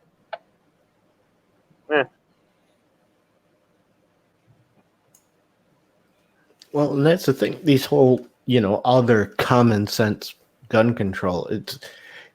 You had Kamala Harris and Cory Booker and the mayor of Philadelphia coming out after the shooting by a convicted felon who they're saying had 30-page rap sheet that they needed more gun control.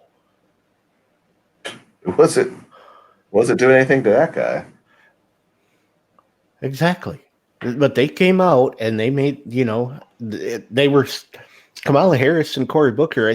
I know she did it while it was still going. It was still an ongoing situation. She came out talking about gun control because it would have changed a damn thing for this guy. That's what I want to see. Well, the only way. Oh, go ahead.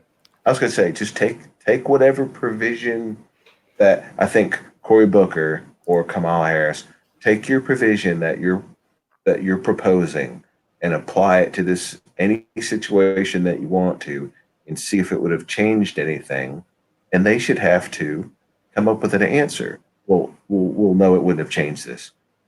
Okay. I mean, someone smarter than me and that's running against them should do this. Apply this to this situation. See if it changes anything. It's not going to change anything with that convicted felon. No, the only way rap sheet. The only way possible gun control will lower the amount of guns used in crime and or violence is one way. That is, they round up every single gun in the United States, every single one, and take them away. That will reduce or almost make zero the number of guns used in crime. It's not going to affect the crime at all. It's going to make crime go up. Mm-hmm. But it will reduce the number of guns used in crime, simply. Mm-hmm. And then we'll be like England, where you can't defend yourself at all. You can't have a baseball bat in your room. You can't have a knife. Yeah. You can't say anything on the internet without getting arrested. You can't make jokes on the internet, no matter how offensive they might be as a joke. You can't make them because the government come and round you up. Obnoxious would already be sitting in an electric chair. They don't. Over there. They don't have a First Amendment over there. Funny things No. anymore either. Really? No. Not many countries have a First Amendment. No. Except No. for us. No country has a First Amendment except us. I mean, and by first, we're all saying freedom of speech. Yeah, no one has that. No. Oh, bull! North Korea has it as long as you're a Kim. I haven't seen all the chat. I seen a dude Esquire's asking if we run all the serial numbers on gangster guns. You run all the serial numbers on every gun that you come in contact with, which isn't all that many, but just give it up. To come in contact. You're not going to turn the whole country against North Korea overnight. Damn it! But keep working, Snob. That's my goal. Trying. I want the whole saying to be "kill a Kim for mommy." Kill a Kim for Tim. I don't know who Tim is, but it sounds good. There's a lot of Kims out there. So the views and opinions of the Gun Snob are the views and opinions of the Gun Snob. Only Obnoxious One does not support the killing of Kims. Only the Kims that are in power in North Korea. Okay. Lil Kim. Only that family. Lil Kim. Okay, if you get rid of him, then we'll have no one to oppose us, and then you're right back to where you were before. Yeah, but we get a good 20 years out of this. Come on. If you really want to get everybody to hate North Korea, just remember that North Korea gave us the remake of Red Dawn. Oh. Yep. North Korea gave us the remake of Red Dawn. There you We go. don't talk about that. Well, yeah, but originally the plot was that China invaded, and then they were like, oh, then we can't release this film in China, and they're a major market. So, hey, these guys look like they're Chinese. Just change it and say they're North Korean. Mm-hmm.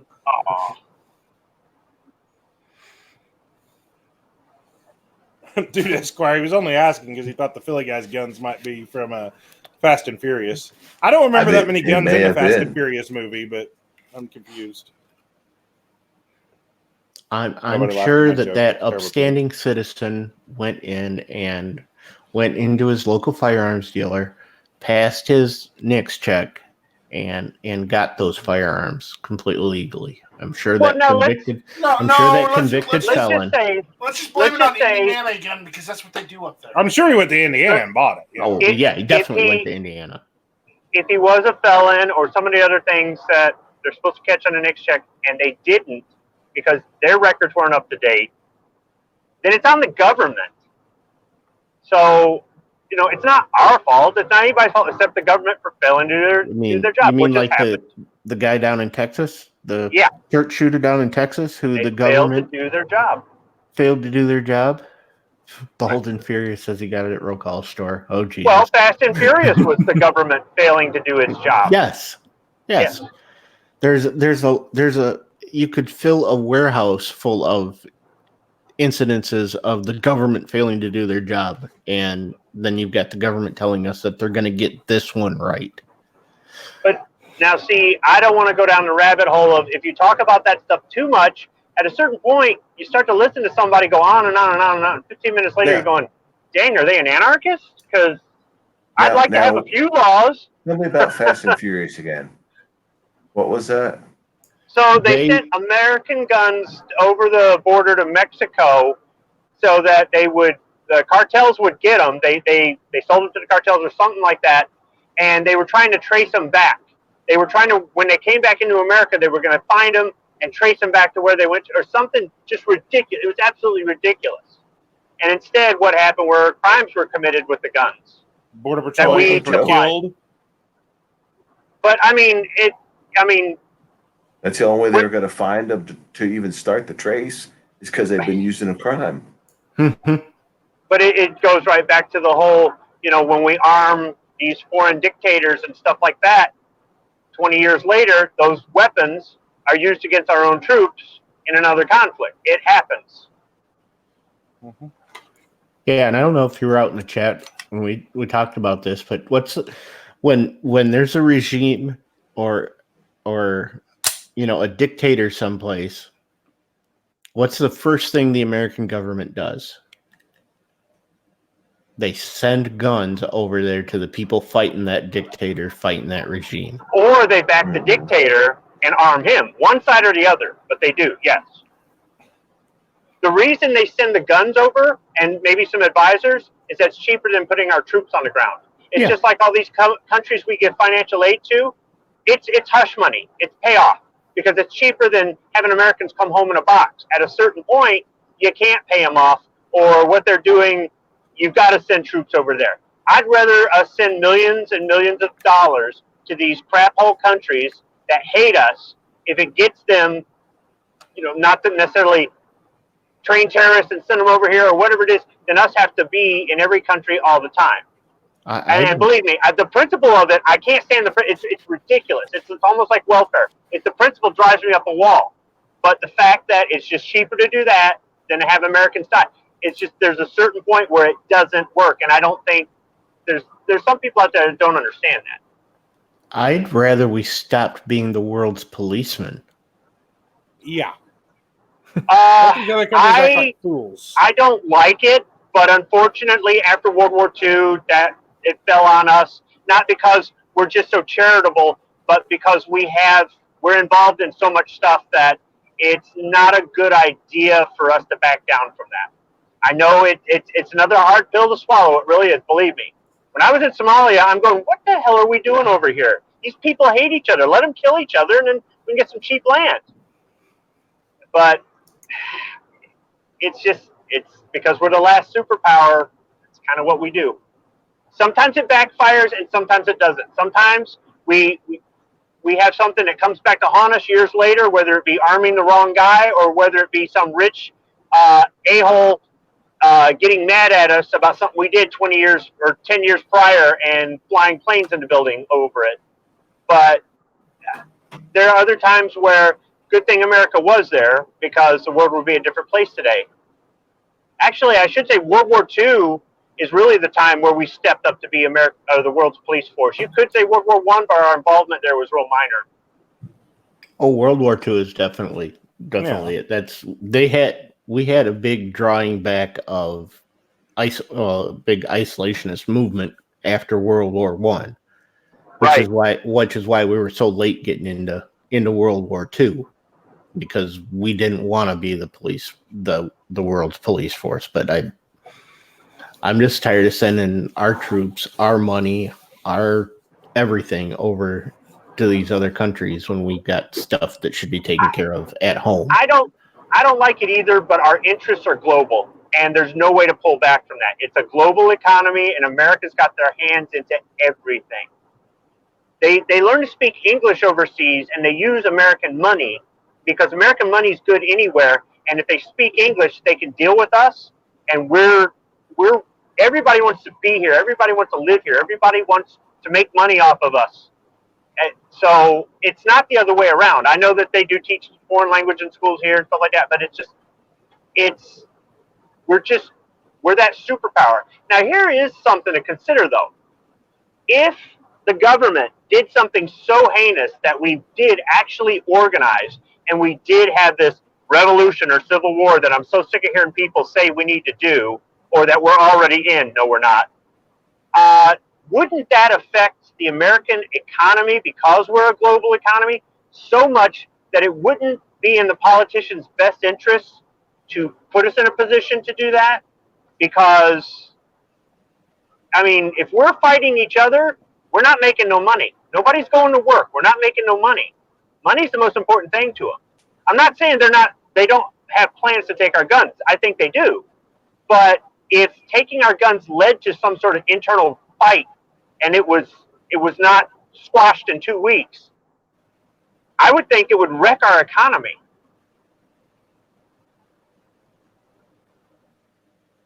I don't think they care about the economy either way. All they care about is having power, and they think in their head that they will be the ones with the power in the end. Mm-mm. They won't be. They have stocks, they own property, they're invested in companies, they get kickbacks. They need a strong economy. I know that different politicians have done different things to wreck the economy before. Different politicians have done things to help the economy before. But overall, if we had an internal fight that was long lasting, it would do so much damage to America financially. Yeah, we wouldn't be sending hush money overseas or sending troops overseas or maintaining military presence overseas. We might not be able to do business with foreign countries because we're too busy, over here. Or companies might pull out of America and move back overseas because it's too dangerous to work here. There's a lot more to it than just a bunch of angry people deciding that they've had enough. So if it was long lasting, if it was just a small group somewhere and it was short and sweet, then it just makes the law-abiding gun owner look like they're crazy.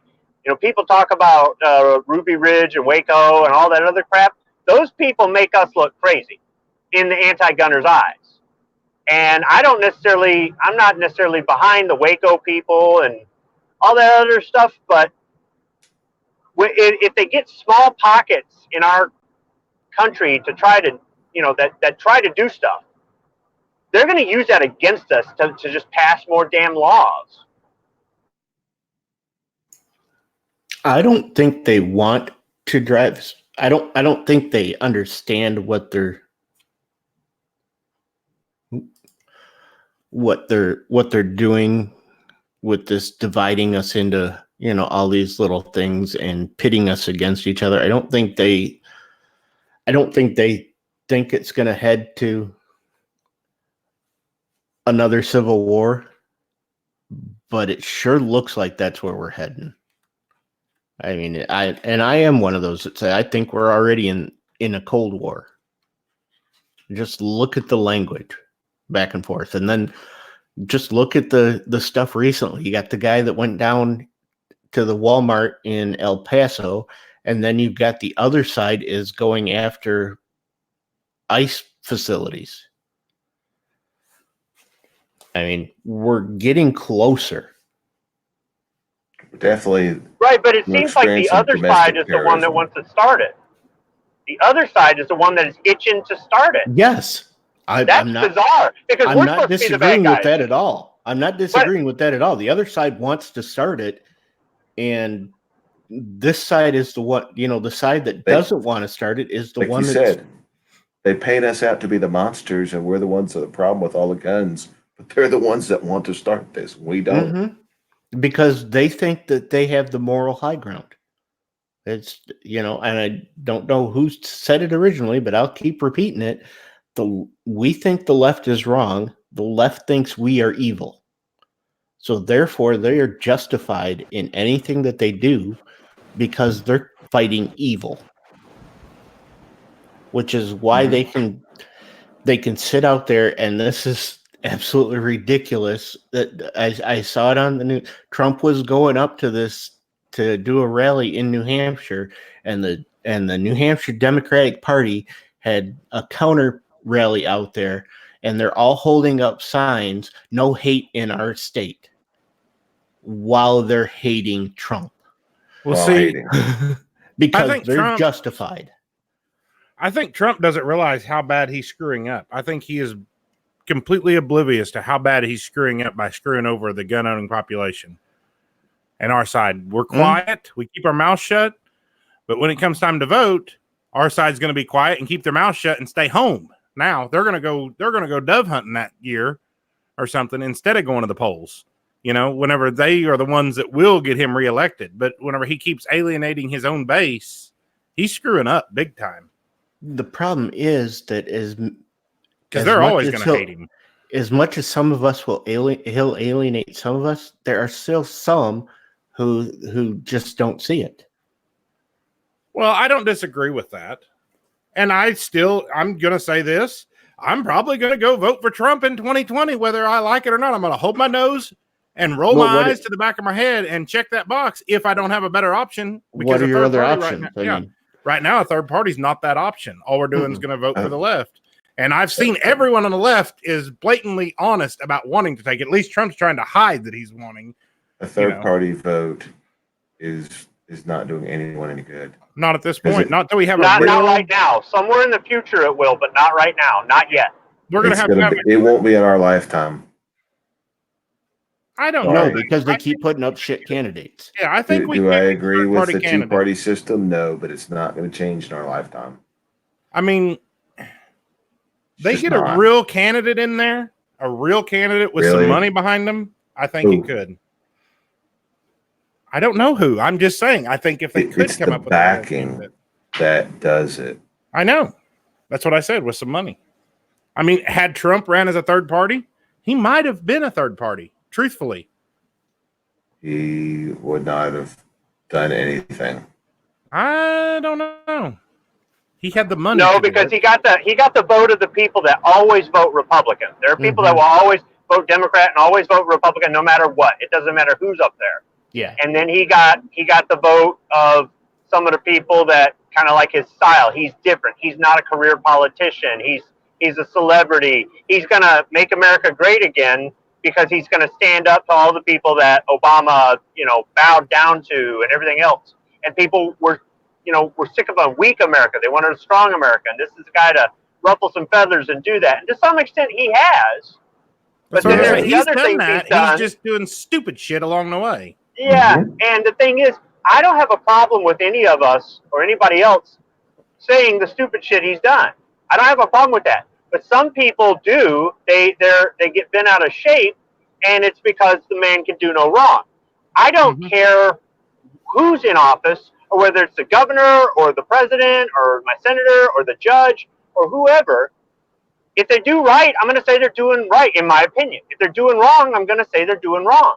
And what's right or wrong to me may not be right or wrong to somebody else because it doesn't affect them. So they don't care, because there's a lot of times politicians do stuff that don't affect me. So I just don't care. That's one of the reasons I don't care about abortion.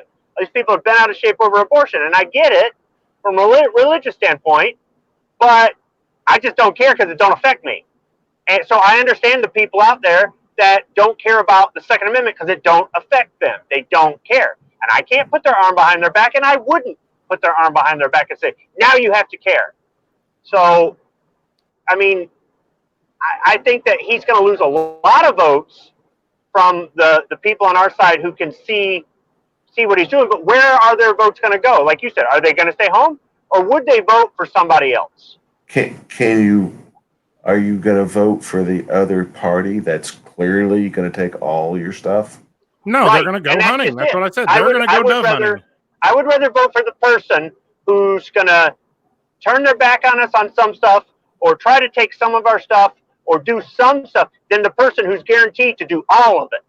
They And want to I know do there's everything. some people out there. There's some people out there that can't swallow that pill. It sucks. It absolutely sucks. But it's that, or do you want to lose one finger, or you want to lose a whole hand?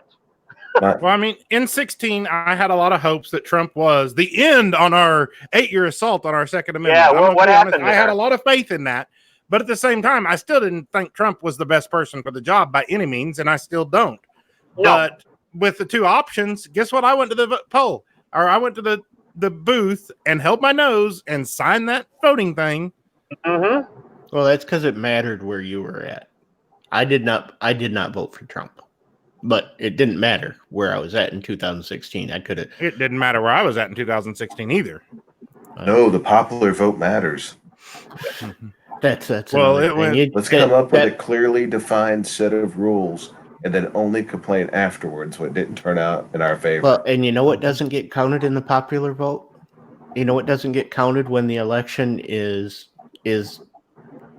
done with and it doesn't matter? All the absentee votes, all the provisional votes, all that stuff doesn't get counted unless it's going to matter. Unless if you have 20,000 provisional or absentee votes, and the difference between the two candidates is less than 20,000, then they get counted. If the difference between those two candidates is 20,000 and one vote, they don't count the provisional and the absentee votes. So this whole shit of Hillary won the popular vote is bullshit, because they don't know if Hillary won the popular vote, because they didn't count all the absentee and the provisional votes because they didn't matter.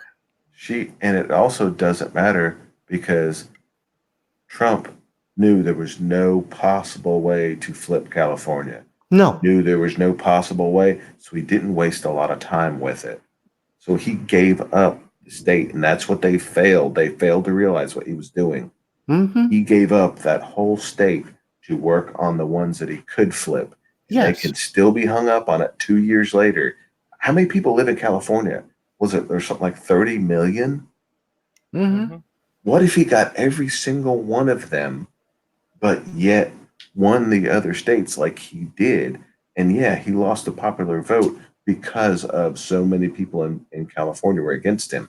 It doesn't matter against the greater landmass when you look at the map of how everyone voted. Oh, you look at The You look majority at of county the by country- county, it's you amazing. look at voted county for by him. county, and it's just the whole country is red.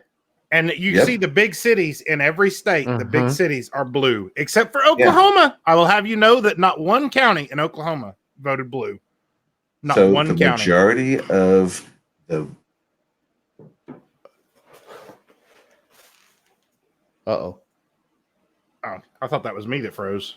Nope, I thought it was me. I just heard thunder, so I got. But Oh, he's back. you froze. yeah, and one He back. froze with the arms about halfway across. I was gonna say, okay, and then he outsmarted them. But I'm just getting at this whole popular vote thing that they're all throwing out there. Hey, There's I've got never- another thing I want to bring up before we get off the air. I want to tell you something. You know, we were talking about when somebody mentioned Waco and Ruby Ridge and everything a while ago. Okay, do we think the people that prep to that degree, do we think they're on center or off center? I don't care if they prep to that degree. The Ruby Ridge thing, the way I understand it, it was a setup. The Waco thing, those people were crazy. Yeah, the Waco people Waco were was crazy, payback. but the Waco government was was payback. crazier in that instance. The government didn't burn; they set themselves on fire. The government, if they wanted, what's his name from Waco, they could have got him so many. I know they could have got him out in town, and they chose not to. Traffic Yeah, stop. they screwed up. I'm not big saying time, the and I mean, they government was admitted to innocent. that. Oh, the government screwed that up big time, but they set Oh. themselves on fire at the end. Oh, they completely fouled up. Hey, but what I was going to say is, do we think someone that does that is on center or off center? And I'm asking you for a reason. I actually want an answer. I don't know, but that sounds like a good show topic for Saturday I night. was actually thinking about this earlier today. So in America, we have the right to buy guns, and we have the right to buy prepping supplies, medical supplies, generators.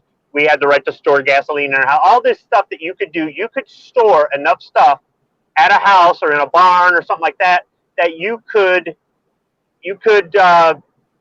commence with a small military operation. Heck, you can even buy military trucks and Humvees and all that other stuff, right? When I was overseas, we would have to search different areas and whatnot, and they had this question. They were trying to test everybody's integrity, and the question was, if you search a house and you find a bag of gold, what do you do? And it's a multiple choice. Do you keep it? Do you report it to your commanding officer or whoever's in charge during the patrol, or do you leave it there? Now, the right answer was, do you leave it there? But what if in that house you found a weapons cache, you found medical supplies, you found communication equipment, you found food, you found all this other stuff? Now this bag of gold is helping fund this. So at that point, the answer should be you confiscate that and everything else because it's going to give aid to the enemy. And I start thinking about it, and I'm like, wait a minute. I could have just described the contents of somebody's home or their pole barn or something like that here in America, and they have every legal right to have it. So what's the difference? Well, over there we're in war, but here we're not at war. Okay, what if they declare martial law? Then could they go into your house and say, this is the same thing you could equip an army with? Look, you got medical supplies, you got food, you got guns, ammo, you got money. I don't know.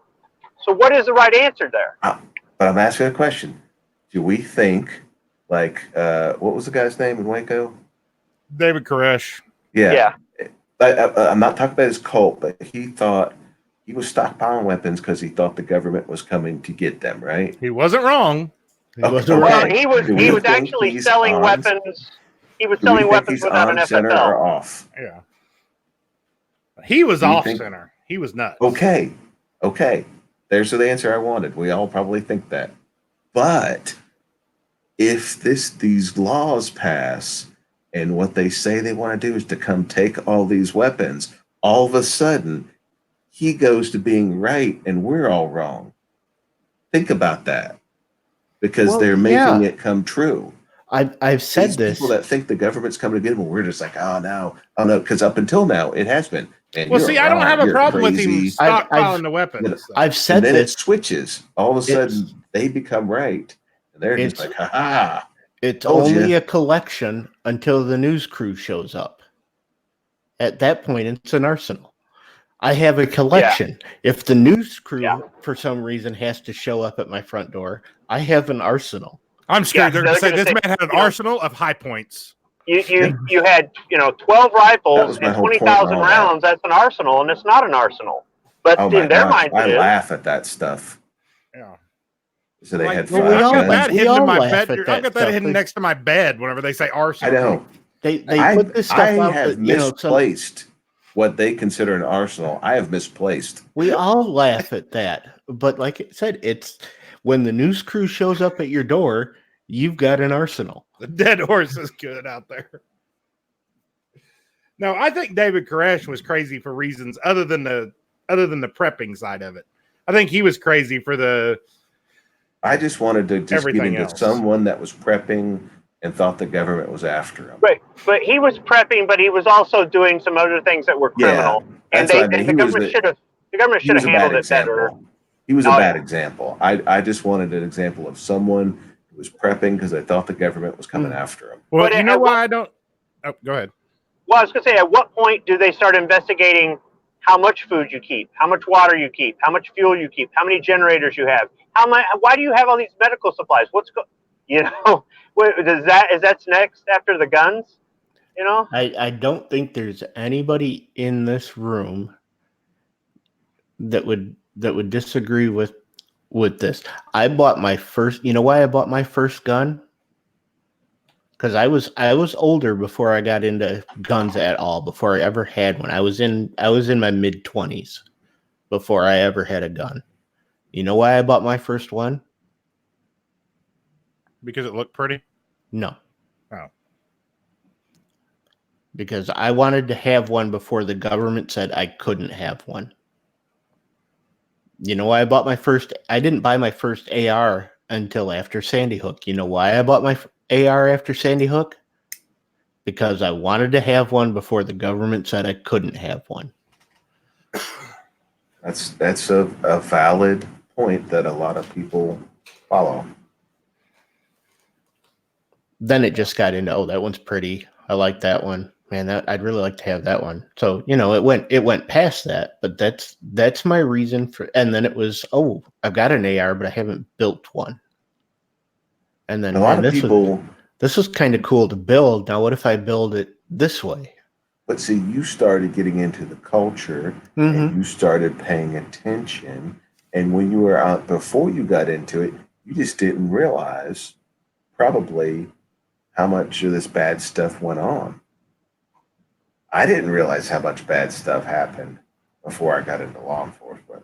I didn't realize how much crazy stuff happened before I got into law enforcement. I have seen, and just in my little small postage stamp size corner of the country, how much craziness happens.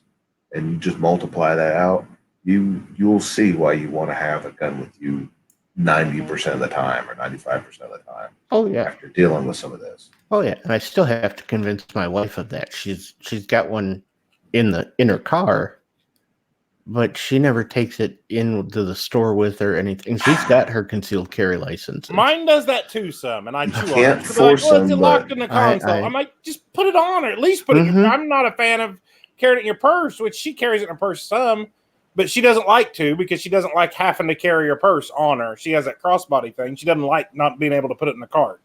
So that's why she's always got her purse with her unless I'm there with my wallet. So she's always got her purse with her. And I even went out and bought the little trigger guard ones that have a little lanyard on them, so you can loop them around the purse handle, so that when you pull it out, it snaps off the trigger guard. But while it's in her purse, it's still, got something on it. Yes, it's still safe. But yeah, she still doesn't carry it. Well, Stacy's really good about it, unless like she's going in the store at Chelsea, which I realize it's Chelsea. It's pretty safe.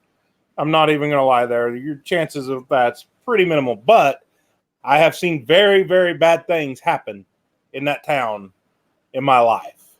Like the pharmacy gets robbed with a guy with a hammer and literally tried to beat the pharmacist and the assistant to death. It can happen anywhere. It's never going to happen here until it happens here.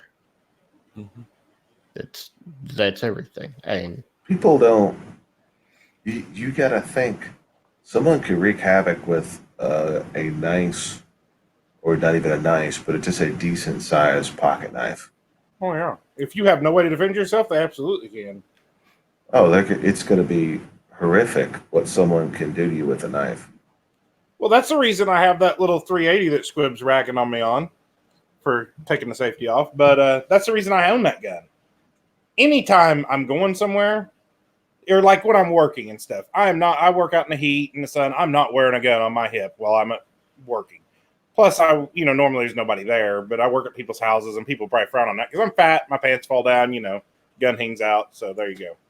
But I've got that little bitty pocket size 380, and I usually just leave it sitting in my center console. But anytime I go on a quick trip, I don't care if I'm running in to pay for gas, that gun slips in my back pocket and goes in with me. Anywhere I go, Lowe's, anywhere. So has anybody else just picture Snob just working at somebody's house and the woman comes in and Snob sitting there with his pants around his ankles? Oh, my pants fell down. I'm fat. I'm fat. It happens. That is not what I meant. I meant my gun might show kind of like my crack. But And does he have this face though? Oh, yes, exactly. Oh, my pants fell down. oh my gosh! Look at me. No. All right. All right. I've got stories for days off air, but David Koresh was crazy. Get on the phone and call your senators.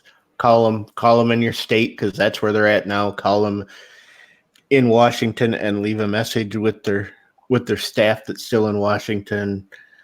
Keep an eye out for the gun laws that are undoubtedly going to be coming through. And the UPS store sucks. And UPS store sucks. I should have my unicorn lower here sometime in the near future. It said Saturday on the receipt. Okay, so I'll have to upper. Yes, I'm sorry, my unicorn upper. Serialized lower.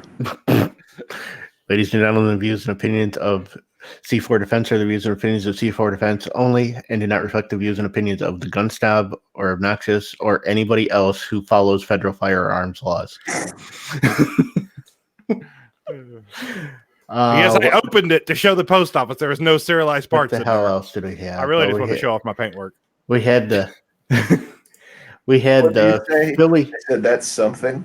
Yes, the post office said that's something. And the guy at the UPS store wants it. Yes. Even though they can't ship it. They can't ship it. So that'll be getting put together. That'll be a gun streamer only and gun tube only video because YouTube won't like that you're putting that you're doing adult Legos because they hate that. I really wish I had one of those. C4 Defense in downtown Detroit. I know. I got to get some new ones made. What else were we gonna cover and didn't get to? Red flag laws, they're coming. We didn't get to the shooting, the mass shooting data manipulation, but we covered a little bit in the text earlier today. But I know that Philly shootout is going to end up as a mass shooting. I'm not sure if it's going to end up on the school shootings or not. It's just it depends. Is it within 23 miles of a school? Yeah. No, it will. And this is coming from Vox. So let's do this before we. It wasn't out of school. It was after school hours. It was in a family house.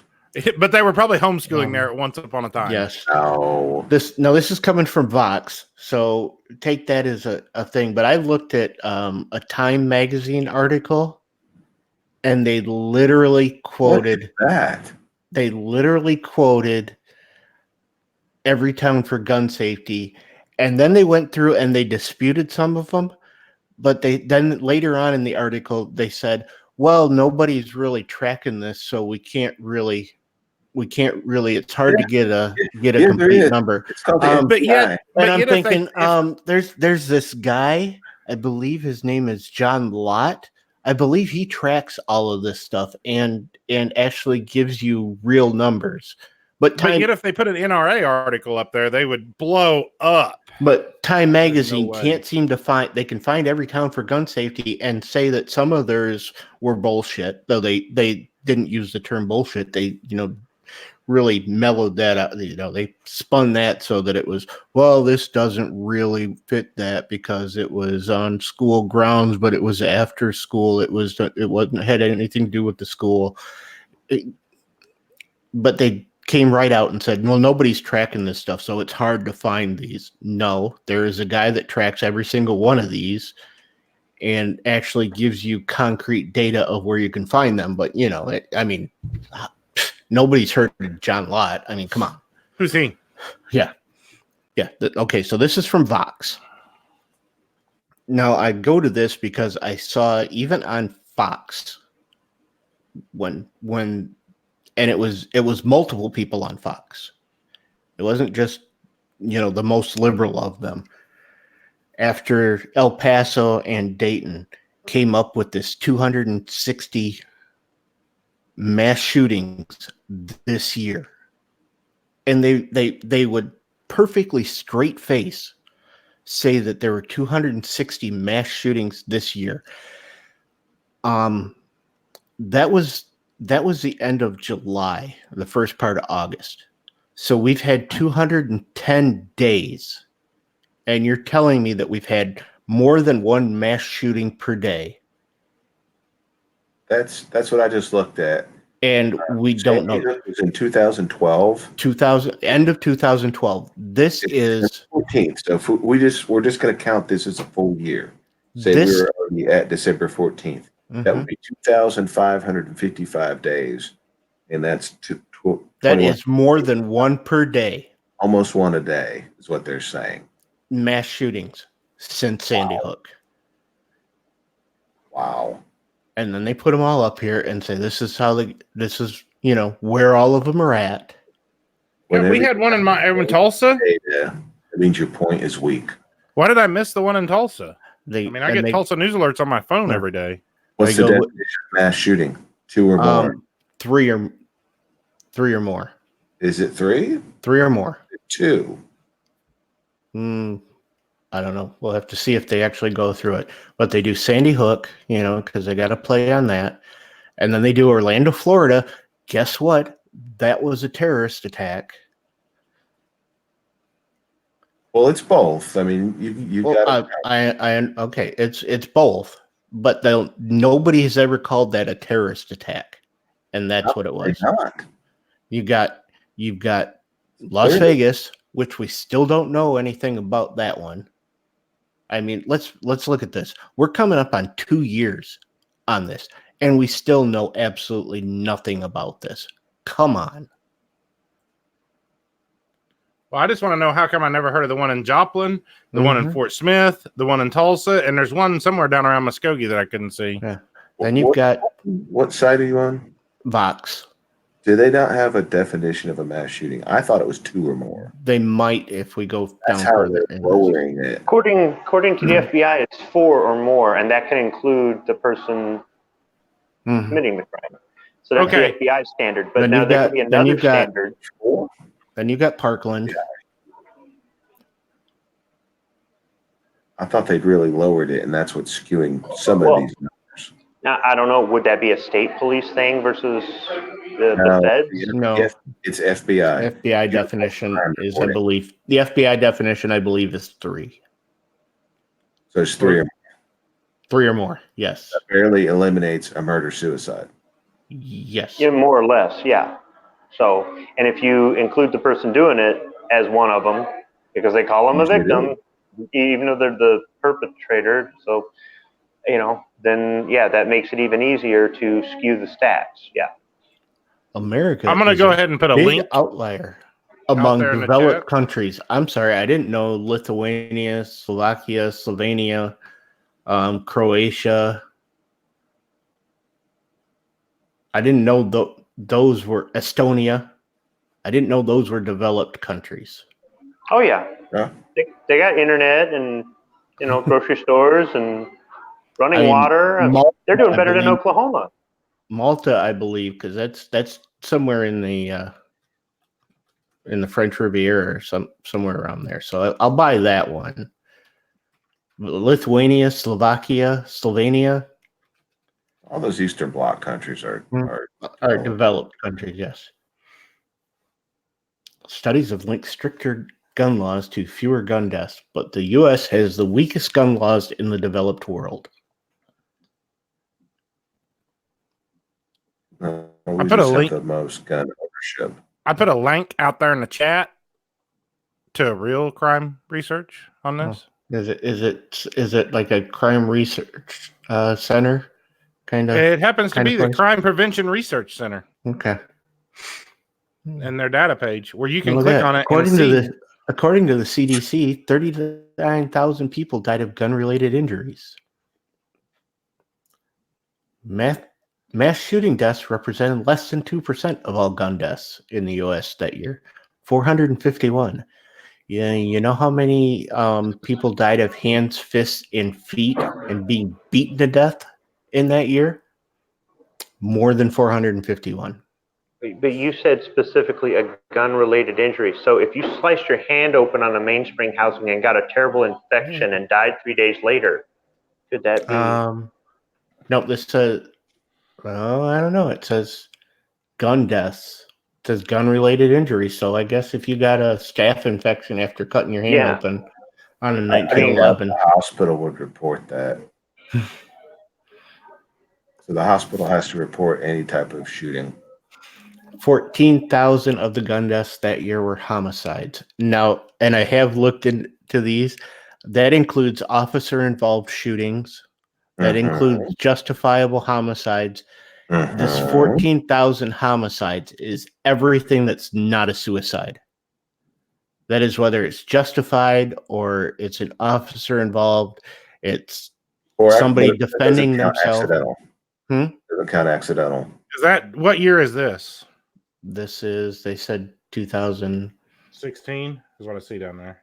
Because truly, a justified shooting is in a 2016. homicide. Yes.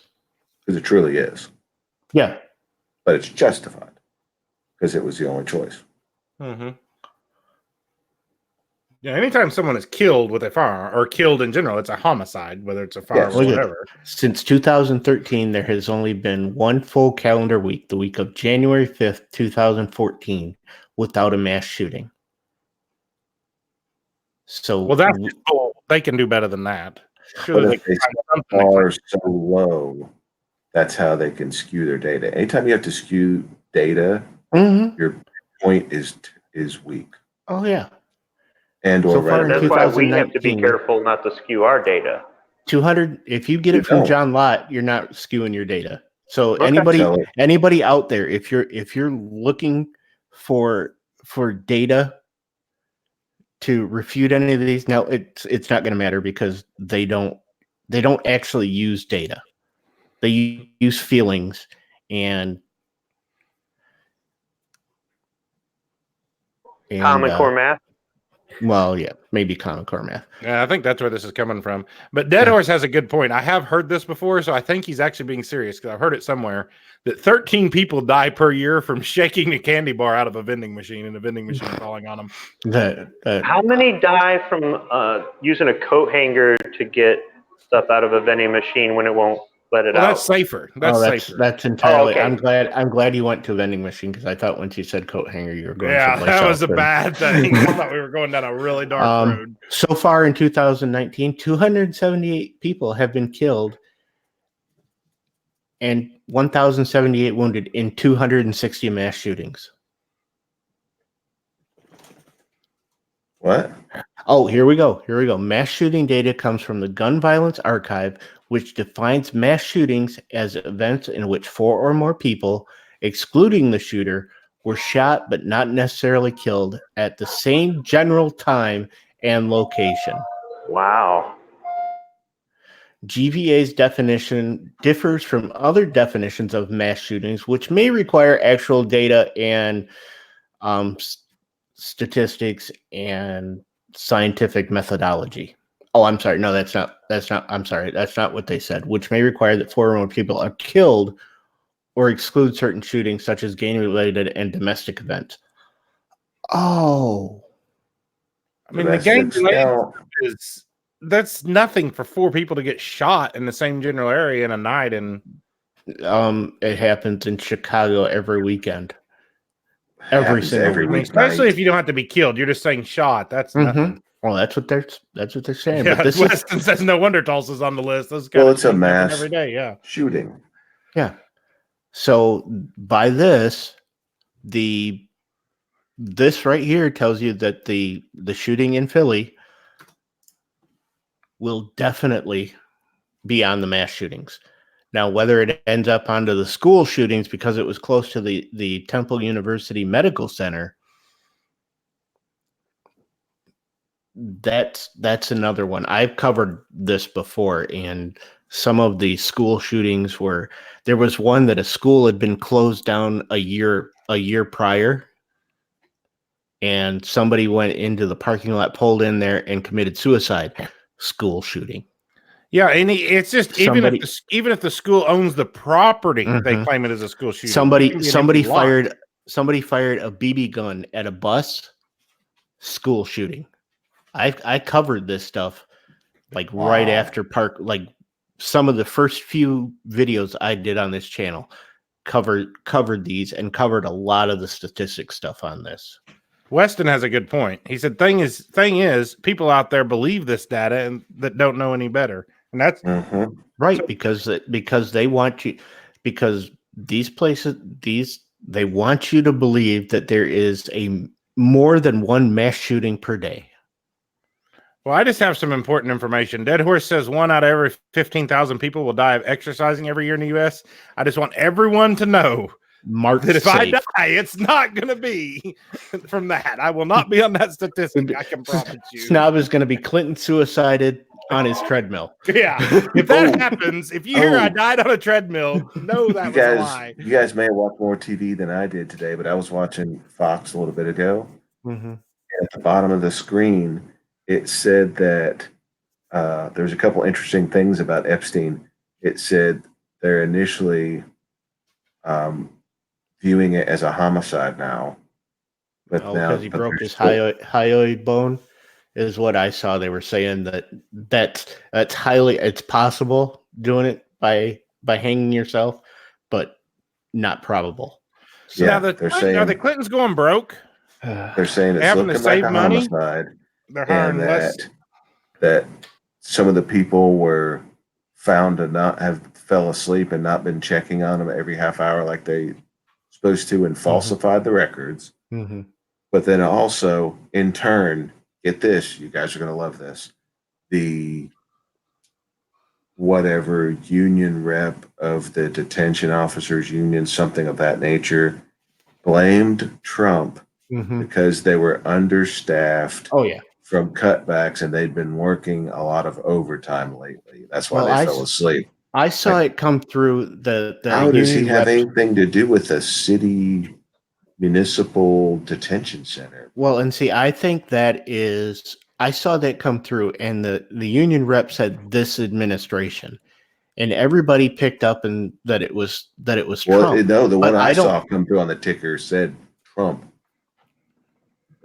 They named him by name. Maybe he clarified. What I originally saw was this administration, and I took that to mean, the city administration, the Bureau of Prisons administration, whoever was in charge there.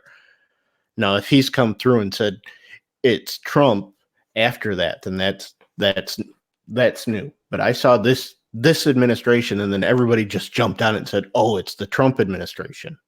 And that the ticker I saw could have been the ones misreading it. Yeah. Guys, The conversation's going good. I'm going to have to catch the end on playback this weekend. Thanks for inviting me, but I got to go.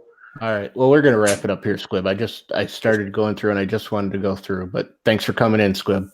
See ya. No, you guys, the show's really got, you guys have got a lot of good things you've been bringing up. So, hey, Squib.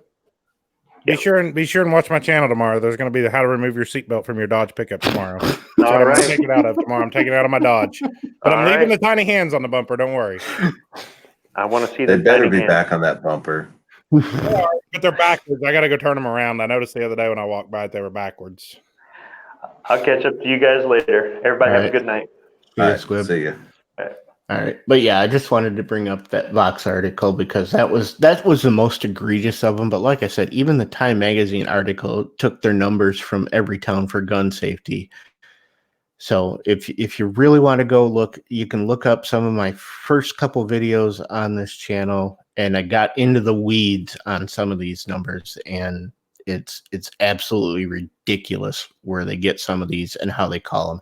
And Ozzy, I saw he said that there was a preschool, which is I had heard about that. There's a preschool across the street from the Philadelphia shooting. Now, whether it was just a preschool or it was a daycare, but if it was anything that was that's actually a school, then that Philadelphia shooting has now turned into a school shooting. It will be a mass shooting, and it will be a school shooting, and that's what I told you guys earlier. Because that's how they get these numbers. They manipulate the data, they change definitions, and they put it out there, and the masses will just eat it up. And if you stopped for even a second and thought, when you saw that 260 mass shootings this year, and we're 210 days into the year, and you thought about that for even a second, you would go, wait a minute. We've had more than one mass shooting per day every day this year. Well, I'm going to say it like I've said it a million times before. My grandma and grandpa, every evening, never miss the CBS Evening News. They've watched it since old Walter Cronkite or whoever was on there 100 years ago. So at 5:30 p.m. Central Time, they are sitting in front of that TV watching the CBS Evening News. And I go up there, and he'll be telling me something. I'll be like, really? No, that's not the truth. And I'll be pulling it up on my phone, showing him the truth.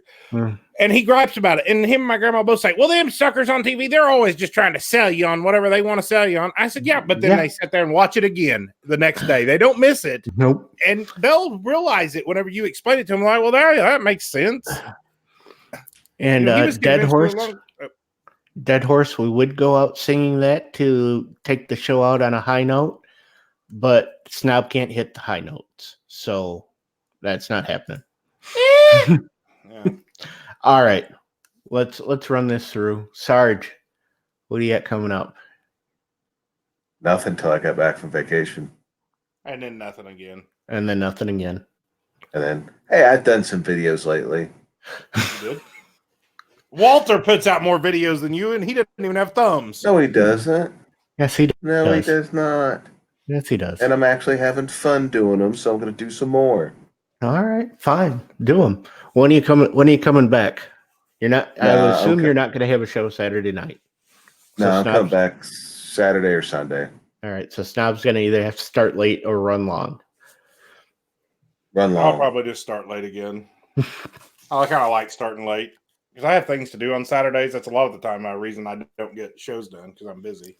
All right. Thanks for coming. Thanks for eventually coming in, Sarge.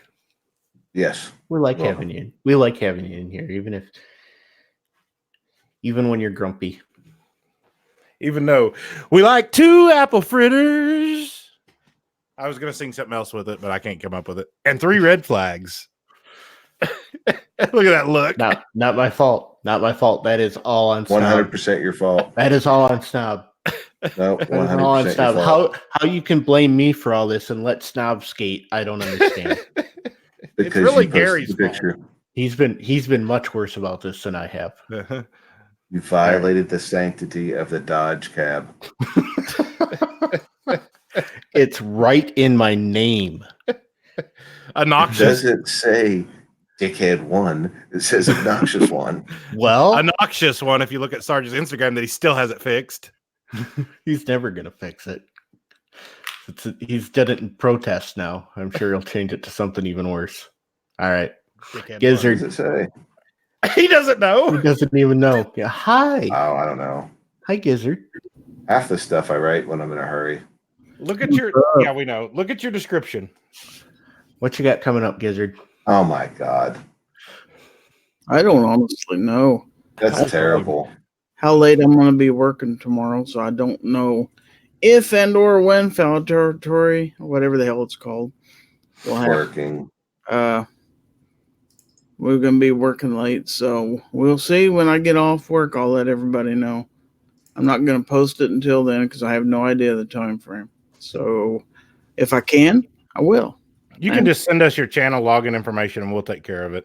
Don't worry. Like you did the Russians.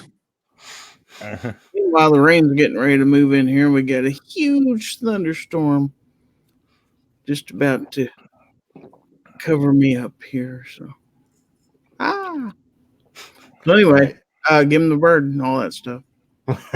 Thanks for coming in, Gizzard.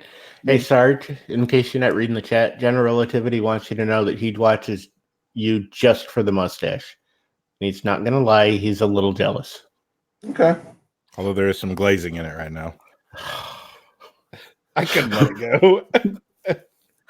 See, you cannot possibly blame me for all of these. I can. Dead Horse says, remember, vote third party because 33% of the voters can't be wrong.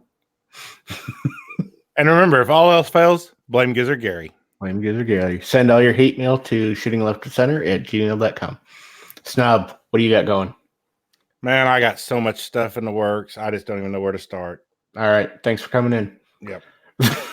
That's pretty much it. I've got like 4 videos recorded if I ever finish them. Dead Horse is a little out there tonight. All right. So run your show late tomorrow or run it long or whatever. Just run one. Otherwise, we'll get text from Gizzard. What's going on? Why aren't you guys doing anything? Who's having a show?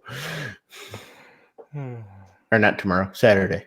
I just got done turning everybody turn it on, off, and back on again. Work is terrible. All right. Well, thank you, everybody who's stuck around for all this and watched all this silliness and the serious and the pina coladas and getting caught in the rain. Go check out that Indiegogo project that is Night Strike in his Indiegogo.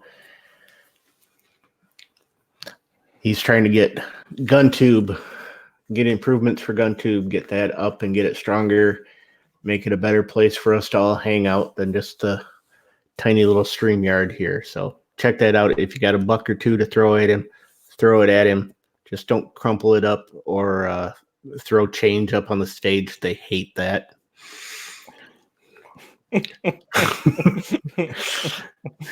And until next time, we'll see you on the range. Go ahead. On the range. That's calf rope. Convert. It's a calf rope. Hashtag Porky Piggin. If you like pina coladas and getting caught in the rain,